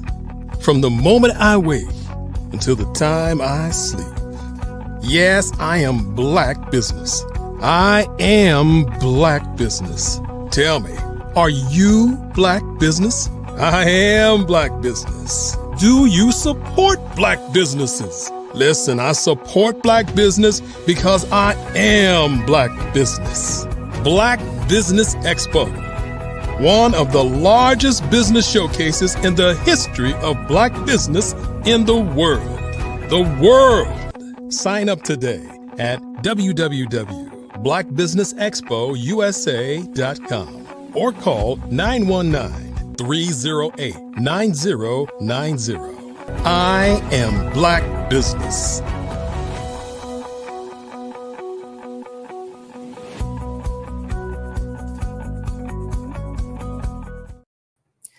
Good day, business owners, entrepreneurs, thought leaders, and corporations. Welcome to the Black Business Network. My name is Ravana Amos, and I'm your business moderator for this edition of Black Business Network. The Black Business Network is a 24-hour business network showcasing Black businesses, business owners, entrepreneurs, and thought leaders worldwide. We have speakers from North Carolina, London, Singapore, Africa, Japan, and cities all over the United States. The Black Business Network is a global community sharing its business knowledge to empower, inspire, and educate businesses about businesses. Today, we have Dr. Ivanka Farabee. Dr. Farabee is a master chaplain, a life elevation strategist, a motivational speaker, bringing over 30 years of expertise in sales, consultancy, real estate, insurance, and online course creation. Known for her dynamic public speaking and her work with government agencies and leaders, she is passionate about guiding others through life transitions. Inspired by her own journey of overcoming adversity, Dr. Ivanka helps individuals rebuild their lives and careers, fostering growth and resilience. She is also an advocate for justice reform, working to create positive change in the incarcerated, for the incarcerated. I present to you Dr. Ivanka Farabee. Welcome.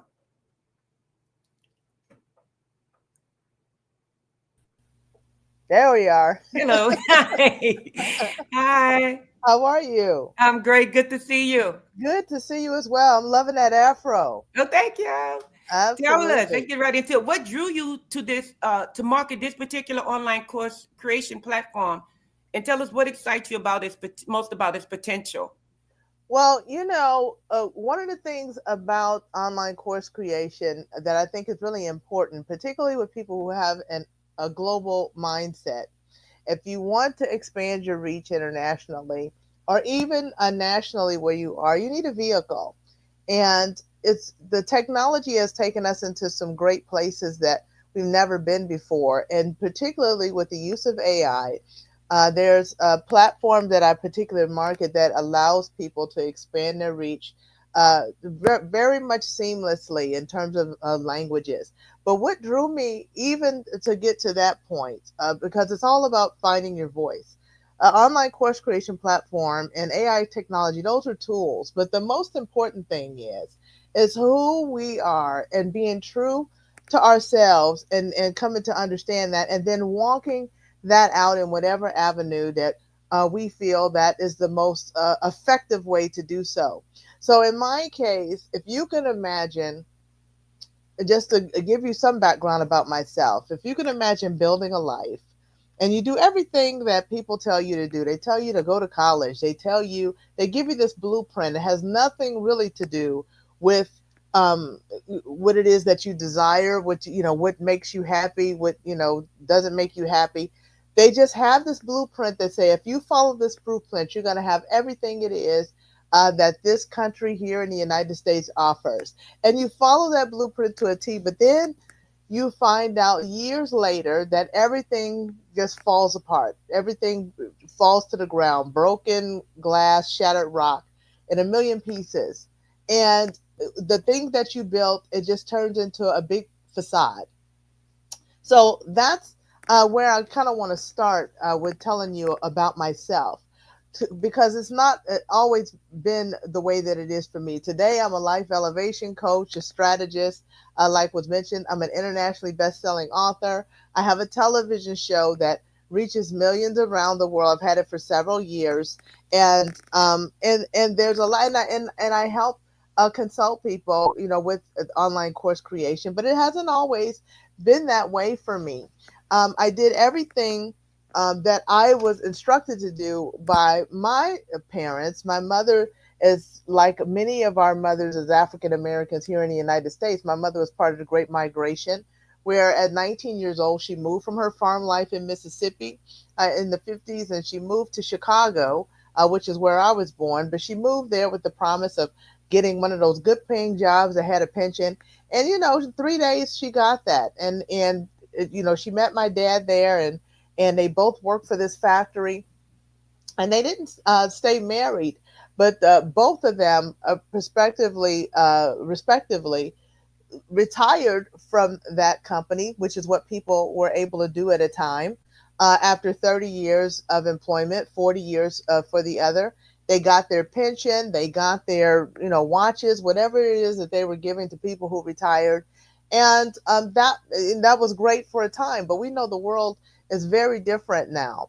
But the reason that their story is even relevant to me is because my parents come from this, what they consider a safety rich environment in terms of getting a job, getting one of those good pensions. They didn't want us as kids to work as hard as they had to work. My mother worked very hard on a farm, and she didn't want that for me as her daughter. She wanted us to be able to have situations where we earned much more income than they ever earned, and that we were able to keep our hands clean, and we could go to work in a corporate building, and everything would be great. The only problem, I did everything that they told me to do. I got the education, and I found myself in this engineering organization of a Fortune 100 company. And everybody was so proud of me, including my mother. But the problem was I hated that place, let me tell you. And there was nothing wrong with the place. There was nothing wrong with it. It's just it's like a fish out of water. And I remember working and thinking, this can't be my life. This can't be everything. And I always had these entrepreneurial desires. I had desires to teach. I had desires to do many things that was completely unrelated to what I was doing. And I picked up some great skills along the way, and all that was great. But what I did is I remember working, and I went to go tell my mother, I got to find something different. This is giving me the blues here. This job is not for me. And to my surprise, I couldn't believe how mortified she was at what I was saying. It was like, it was like the blood drained out of her face. She was like, "You've got to be kidding. You're not thinking about leaving that good job. You go there and you Work as hard as you can work, get those people to pay you as much as you can get them to pay you, and you stay there and retire and get your pension and whatever it is they're promising. And I obeyed. I did what she said in terms of just really trying to dig my heels in and keep my head down and go along with the status quo. But the problem with this is that you don't live to your fullest potential if you're not true to what it is that you should be doing, who you are at your core, your purpose. But I never gave it any thought. It wasn't even an option for me because things are different now. But back, when you're talking about the 80s and early 90s, people didn't talk about purpose like they talk about it now, and living your purpose and living and doing what you love and getting paid for what you love. My parents would laugh at those kind of things if they, my mother knows better now, but I'm telling you, it wasn't anything that was even a consideration. They never, loved their job. They're just like, this is what you do until you can retire. Well, the problem for me occurred because the world is shifting. It wasn't like when, our parents were growing up and you got this job and you kept it for 40 years. Now, we're in the land of the layoffs and things that happen. And because I would not live my truth, in 2008, the economy crashed and everything, I didn't have to make a decision what I want to do in my future. It was made for me. And by this time, I was up in the six figures in terms of what I was earning. Another thing that people thought was so great. And I was grateful, but it still wasn't anything. I had no passion for what I was doing. And I was also at this time married about 10 or 12 years. So my marriage buckled under the weight of the 2000 economy crash because it was already arduous and difficult. And I found myself with the loss of my six-figure career, as well as my marriage, and I had no life plan. I had given no thought to my life, what was important to me and my values. And so what I did, just out of a fear, on the fumes of fear, and on the fumes of I gotta do something now, because how many of you know if somebody tells you you have 30 days to find a job, if somebody tells you have 30 days to find somewhere to, you don't really have 30 days. The first couple of weeks is shock and awe and just trying to adjust to the fact that you have to do something with your life. And it doesn't have to be that way. It doesn't have to be that way. Had I had some kind of life plan that gave voice to what it is I desire to do, even if I wasn't acting in a moment, I could have had something to pivot from, but I had no life plan at all. And so I always wanted to be an entrepreneur. So I did something that I don't suggest anyone do, is I took all of my pension, I took all of my retirement, and I put all my eggs in one basket, and I started an insurance agency. Nothing wrong with the insurance business, but I did not have a mentor. It also was not a passion. I started that business based upon the potential, the financial potential.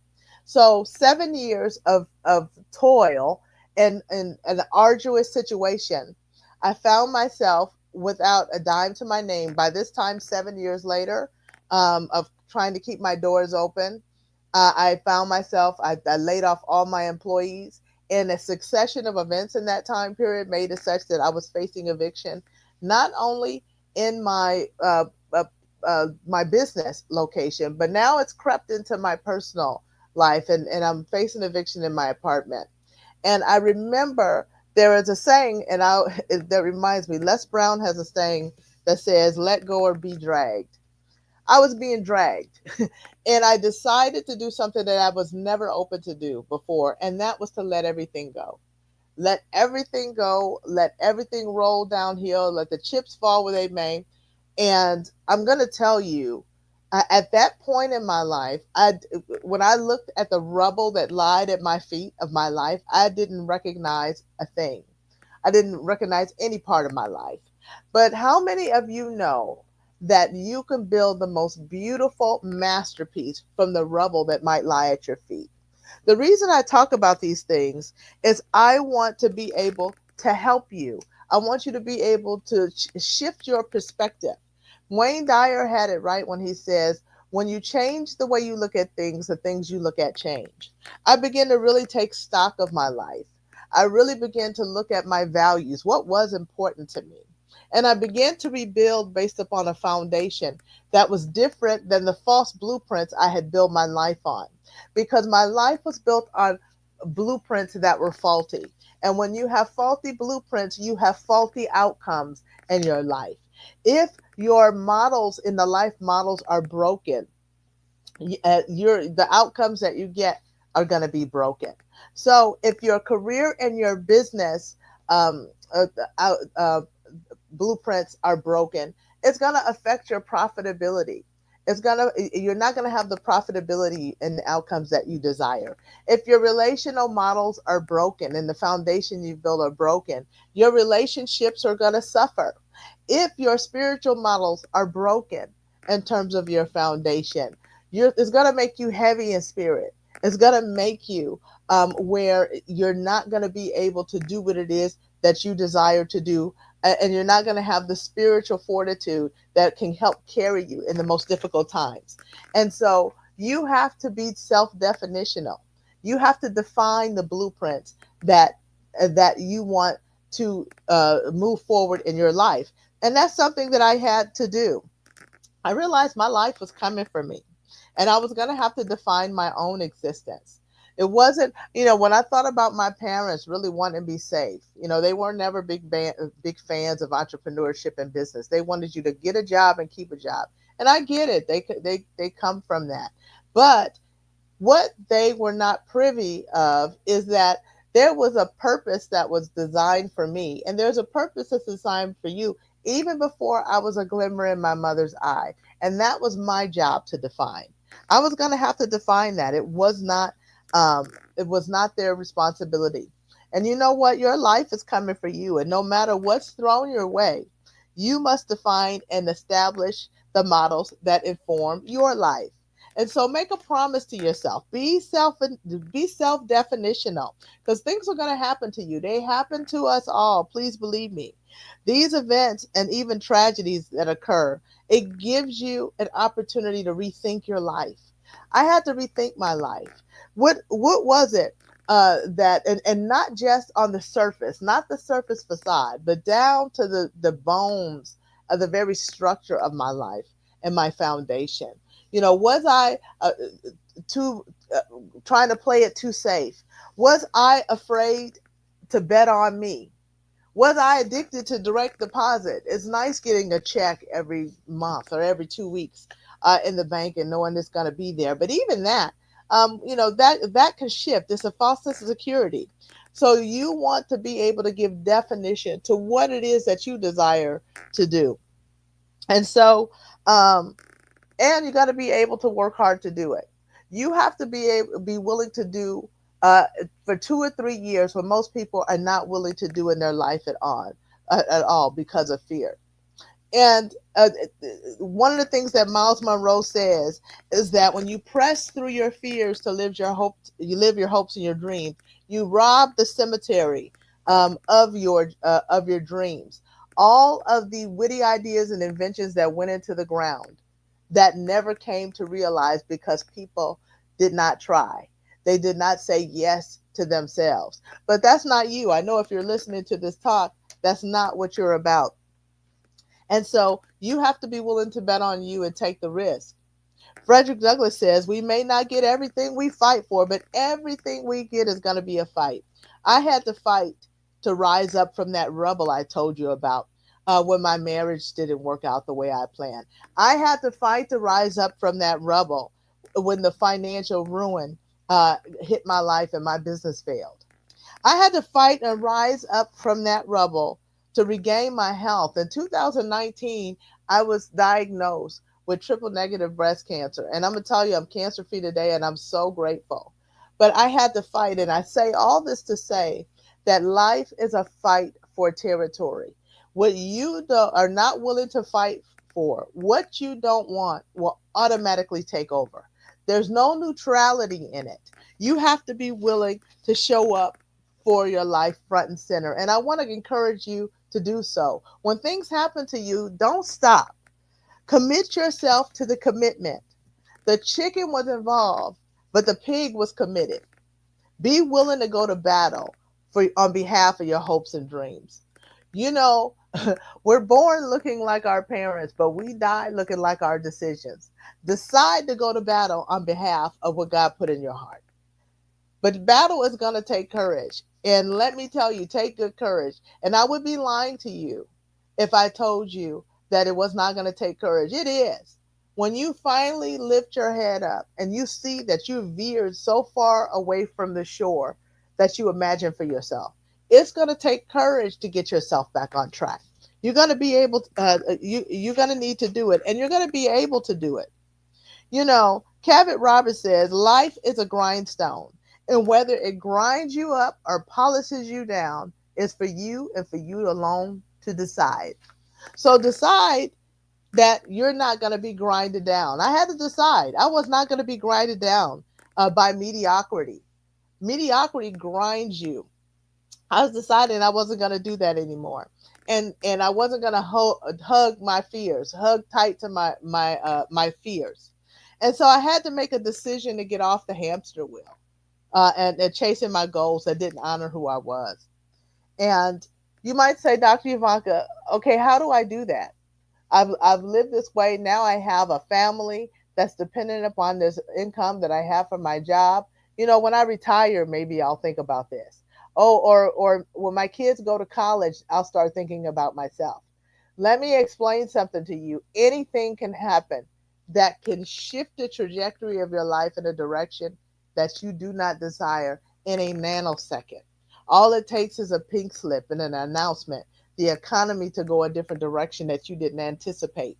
What I want to encourage you to do is that even if you're not ready to pull the trigger on whatever plan that you might desire for your life, make sure that you're making plans for your life.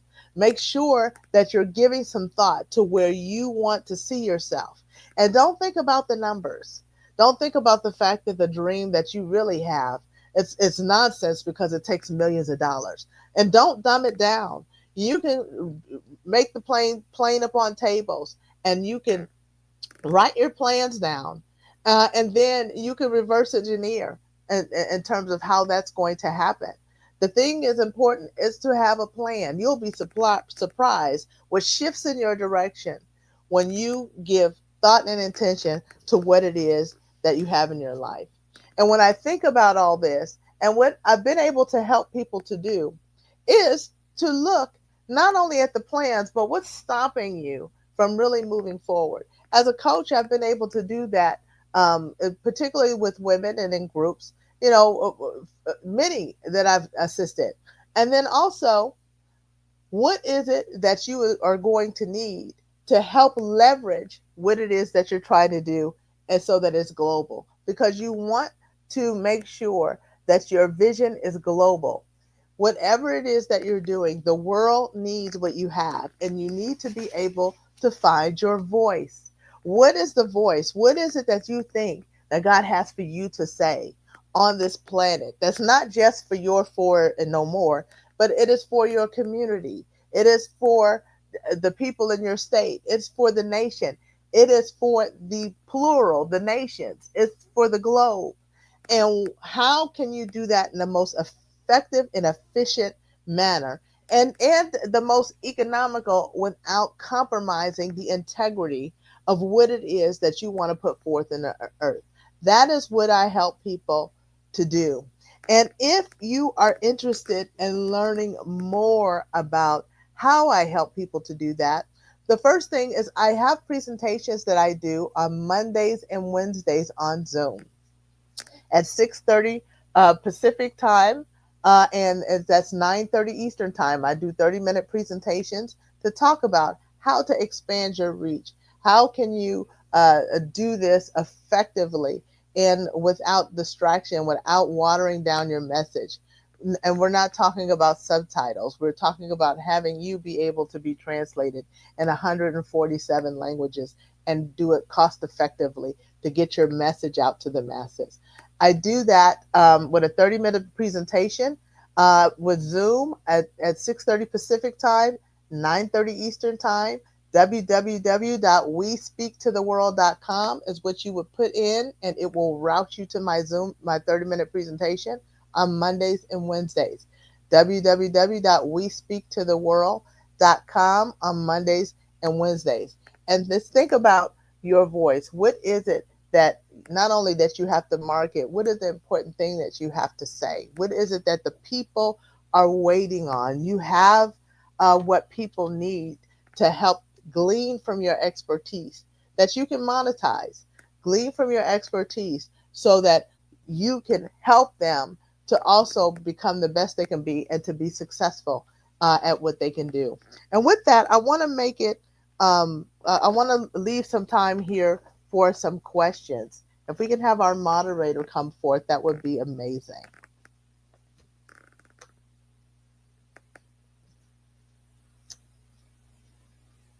Do we have our moderator? I'm here. Yes. Thank you so much. And thank you for the information. And I tell you, we applaud your resilience and your stick-to-itness, and it is so obvious and it emulates from you just naturally. You can see that you have a genuine concern for the community and you really want to share your information to help others grow as well. Absolutely. So tell us, how does this platform stand out from the other platforms when it comes to course creation, monetizing their course creators, monetizing their expertise? This is what's really different about it, because the developers of the platform, this is not their first rodeo in terms of doing that. One of the co-CEOs helped to launch LinkedIn. He helped to launch AOL. And I have a personal relationship with him, with both of the co-CEOs. Mm-hmm. And so the development of the platform has been 10 years in the making itself. But what makes it different, because they're familiar with the landscape, there are a lot of great platforms that are available. It's not that they're not great. They all pretty much work the same way. Mm-hmm. And it limits what a person is able to do. If they don't have a large mailing list, if they don't, if they do have a global vision and they want to reach the masses, there isn't the translation that's available in the same way. It's usually dubbed in, so it's like a karate movie. With the lip sync, it's like a ventriloquist, you're moving here, the voice is over there, that kind of thing. It can be very distracting, or it's subtitles. So we're not talking about that here. We're literally talking like I'm talking to you right now. It could be live.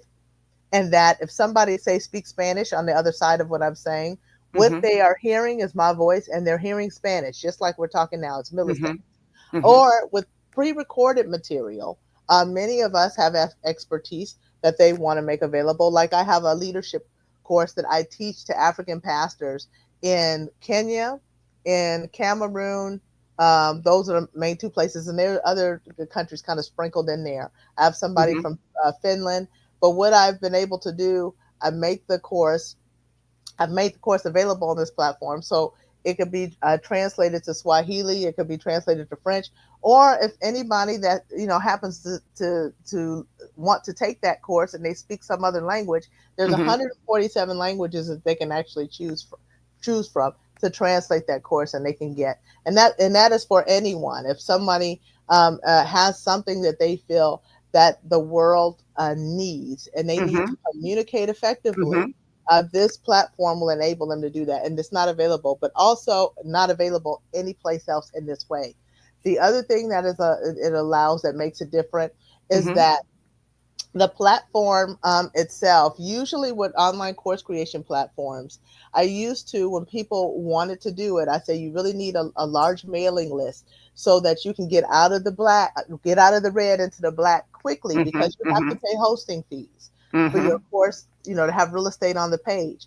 This particular platform, there are no hosting fees. So you can start off not having a large, base, and you'll have time to build, because you'll be grandfathered into the one-time fee that they charge, and it varies depending on where you are in the country or what that fee will be.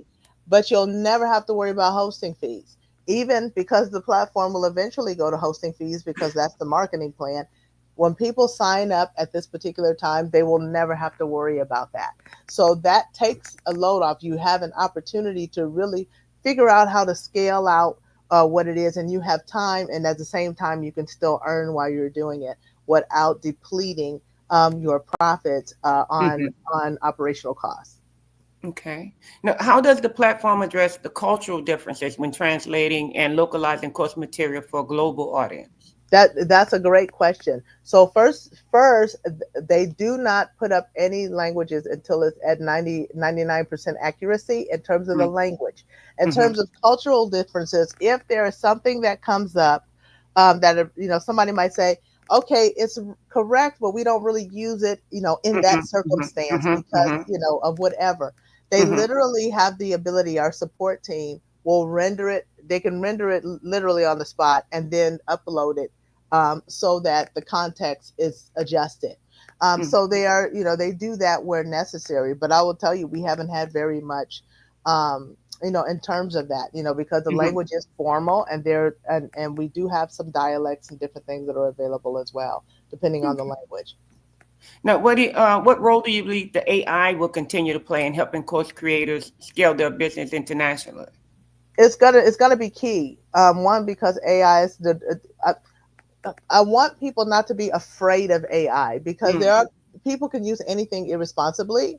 But I think it's vital that we embrace this technology because what it's going to enable us to do is going to enable us to go deeper into the continents and expand, especially if you have businesses where you want to tap into other markets. If you have, like for me, in terms of what I do as a chaplain, I'm able to train. I actually do prison ministry here in the United States, particularly in California. But what I ended up being able to do is expand the ministry to Cameroon. I was able to train them. And they speak English, but it's so funny. They think I have an accent. Imagine that. But so it's easier for them to understand in French. Also, when I went to Cameroon, I was able to continue my training. I actually went into the prison, one of the prisons in Cameroon. And so I left them effectively trained. It was a place that they didn't have anything. So now they're able to expand and grow, and I can continue to train them.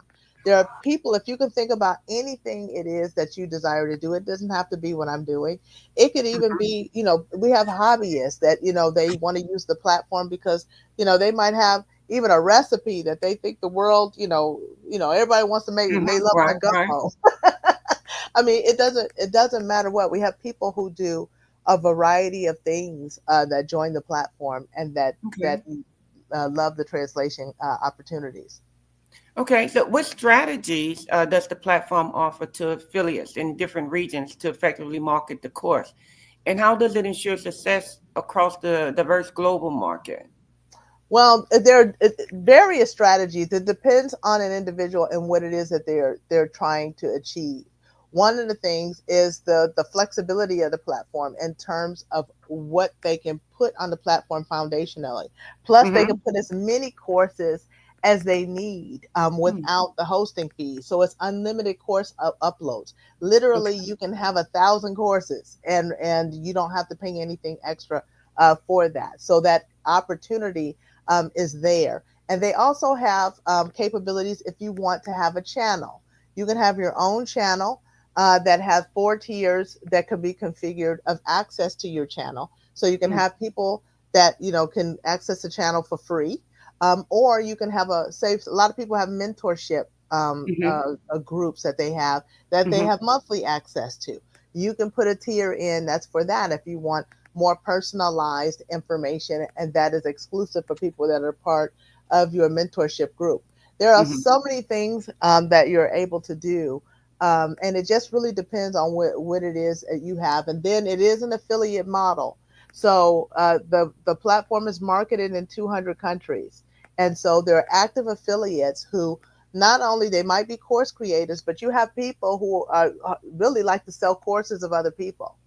So there's opportunity with built-in funnels that we have that if you want to have affiliates sell your course, there are affiliates who are compensated to do just that. So you can focus on your own course or you can market the courses of other people as well. And what's also great is that because it is an affiliate model and it's free to become an affiliate if you're a course creator, you don't have to focus on marketing the platform at all. But if somebody that you referred because they've used your website purchases a course of another person, you get commission for that. And that happens on no other platform. because you work to get the sales and marketing to your course so that you can finally get some sales with other platforms. But learners like to learn. So what are they going to do? They look and see what other courses are available. They purchase somebody else's course, and that's a free lead for the platform, but you get nothing for it. So we've changed that with this model. So it's really great. So what tools does the platform provide to make it easier for the course creator to manage both the content creation and the marketing?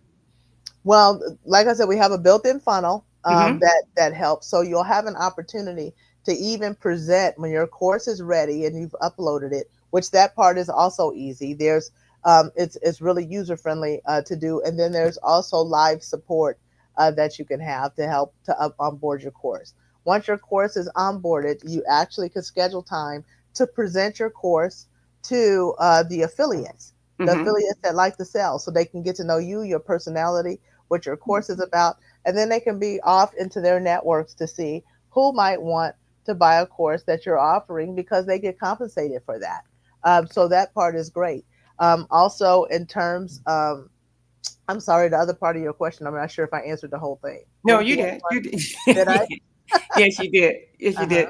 Now, we're talking about the platform. How does it incentivize affiliates? And why is this approach so powerful in reaching audience in over 200 countries? Well, the main reason is what I said, because usually in terms of how people find out about things, the quickest many times is word of mouth, and it's the most economical. So if I'm going to compensate, if somebody's going to be compensated for marketing a course like mine or like yours, right away you have somebody that's helping to carry the sales responsibility, so that you're not doing all the heavy lifting. One of the things that's a challenge with online course creation is you got to be the sales and marketing expert by yourself. So what if that's something that you don't do well? Or even if you do, you're only one person. You only have so much time, even if you're the best marketer in the world. So the platform enables, just in the very, the structure of the business model of it, gives you people, boots on the ground, who's willing to go forward with your course so that they can also earn. So that part is really great. Okay, now, do you have many non-speaking course creators and students? And if so, how do they benefit from the platform's translation capabilities? And have you received any feedback? When you say non-speaking, you mean as in public non-English? I'm sorry, non-English speaking. Oh yeah, it works the same. It works, yeah. It works the same. It works. It's really amazing. As a matter of fact, there was somebody that had a course that was in Portuguese, and I translated it to English, and it was like she was speaking to me in English, and there was no distraction. So it was really, it works no matter what side of the coin that a person is sitting on. The translation is amazing. Okay, now since I did make the little Freudian slip, the non-speaking, do you have any? Have you transitioned over to that with the TDY and? You know what? That is a plan for the future in terms of the technology and having things for the hearing impaired in terms of how to do that. Now, there's some other things that are available, like the written material can be translated, and things like that. If somebody, or this wouldn't be for hearing impaired, the written would, because you can translate all the written things. But for, like, say for instance, if somebody wanted to narrate a book, and you wanted narration, it's very economical. You can do that. As a matter of fact, when I remember, because one of my books I was going to translate to Spanish, and I looked into it, and it's not a very big book. But it was going to cost me up to $2,000. I was like, well, we'll come up with another plan. Plan B. But with this, but with narration, you can have an audio book for as little as $1 a minute for this technology, really, for the platform. Because the thing about this, AI is a tool. What is great about the platform is that the business model is not built just for AI's sake. It is because of where online course creation is going. It's expected to be over $300 billion by 2030. And the reason being, and we're at a great place at the forefront of this. You really wanted to give it serious consideration in terms of an arm of your business or to expand your reach. Because what is really great about this and what's changed is COVID. COVID made a big difference because people were forced to do so many things online, but many found that they preferred learning that way. They preferred Zoom. They preferred whatever these models are that allows them to stay home and do whatever it is that they desire to do in terms of reaching a market or having a meeting. And so online course creation has really exploded for this very reason. And so this is something that if you're really thinking about how this can help you, don't, even if you're not particularly an educator, but you have so much inside of you that you know that people are always asking you how to do things, how to make something happen, how to develop something, how to market something. This, you want to take a look at what is being offered in online course creation. And if you doing your homework in this area, you don't want to miss the opportunity to take a look. Because what it's going to help you do is effectively expand your reach nationally and globally, but also be able to do it in an economic fashion. Did we lose our people? I'm here. I'm here. Thank you so very much for sharing with us today. Thank you for all the information that you've given us. Real quickly, please tell us how to reach you one more time before we let you go. If you want to reach me, you can reach me at info@liveshacklefree.com, LIVESHACKLEFREE. And then my website is www.liveshacklefree.com. You can also message me from my website. But I'm doing a presentation 6:30 Pacific time and 9:30 Eastern time tonight on Zoom. Go to www.wespeaktotheworld.com and you will be routed into my 30-minute presentation to talk about this great opportunity to expand your reach globally. Dr. Kirby, thank you so much. And please continue to do what you're doing.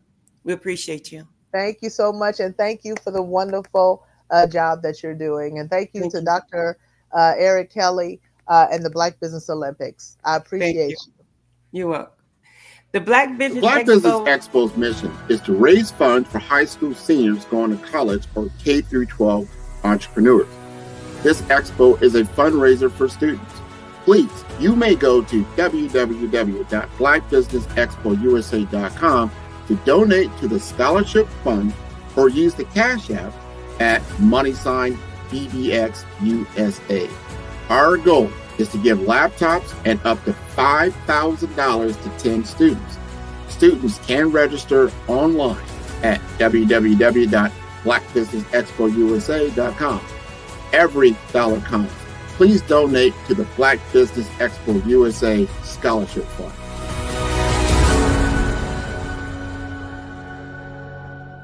Hello, I am Dr. Eric Kelly III, the visionary strategist and founder of the Black Business Olympics. I invite you to showcase your Black-owned businesses on the Black Business Network global stage. The Black Business Olympics is a global Black Business Network platform that propels Black-owned businesses into the international spotlight. By showcasing your business on the Black Business Olympics platform, you can reach a worldwide audience of potential customers, partners, and investors. You can also establish yourself as a thought leader, an expert in your field, attract lucrative partnerships, and more speaking engagements. In addition, the Black Business Olympics platform provides a valuable opportunity to connect and collaborate with like-minded entrepreneurs and business professionals from around the world. This can lead to new business opportunities, ideas, and relationships. Finally, by sharing your story and expertise on the Black Business Olympics platform, you can inspire and empower others. This is a powerful way to make a positive impact on the world and leave a lasting legacy. If you are a Black-owned business owner I encourage you to seize the opportunity to showcase your business on the Black Business Olympics platform. It is a once-in-a-lifetime opportunity to make an indelible mark on the world. Be one of the 1,000 visionary entrepreneurs who are changing students' lives, shaping industries, and leaving an unforgettable legacy for their families. Unleash your voice on our global stage and watch your business thrive. Black Business Olympics is one of the largest Black business showcases in the history of Black business in the world. Yes, the entire world. Just give me a call today at 919-308-9090.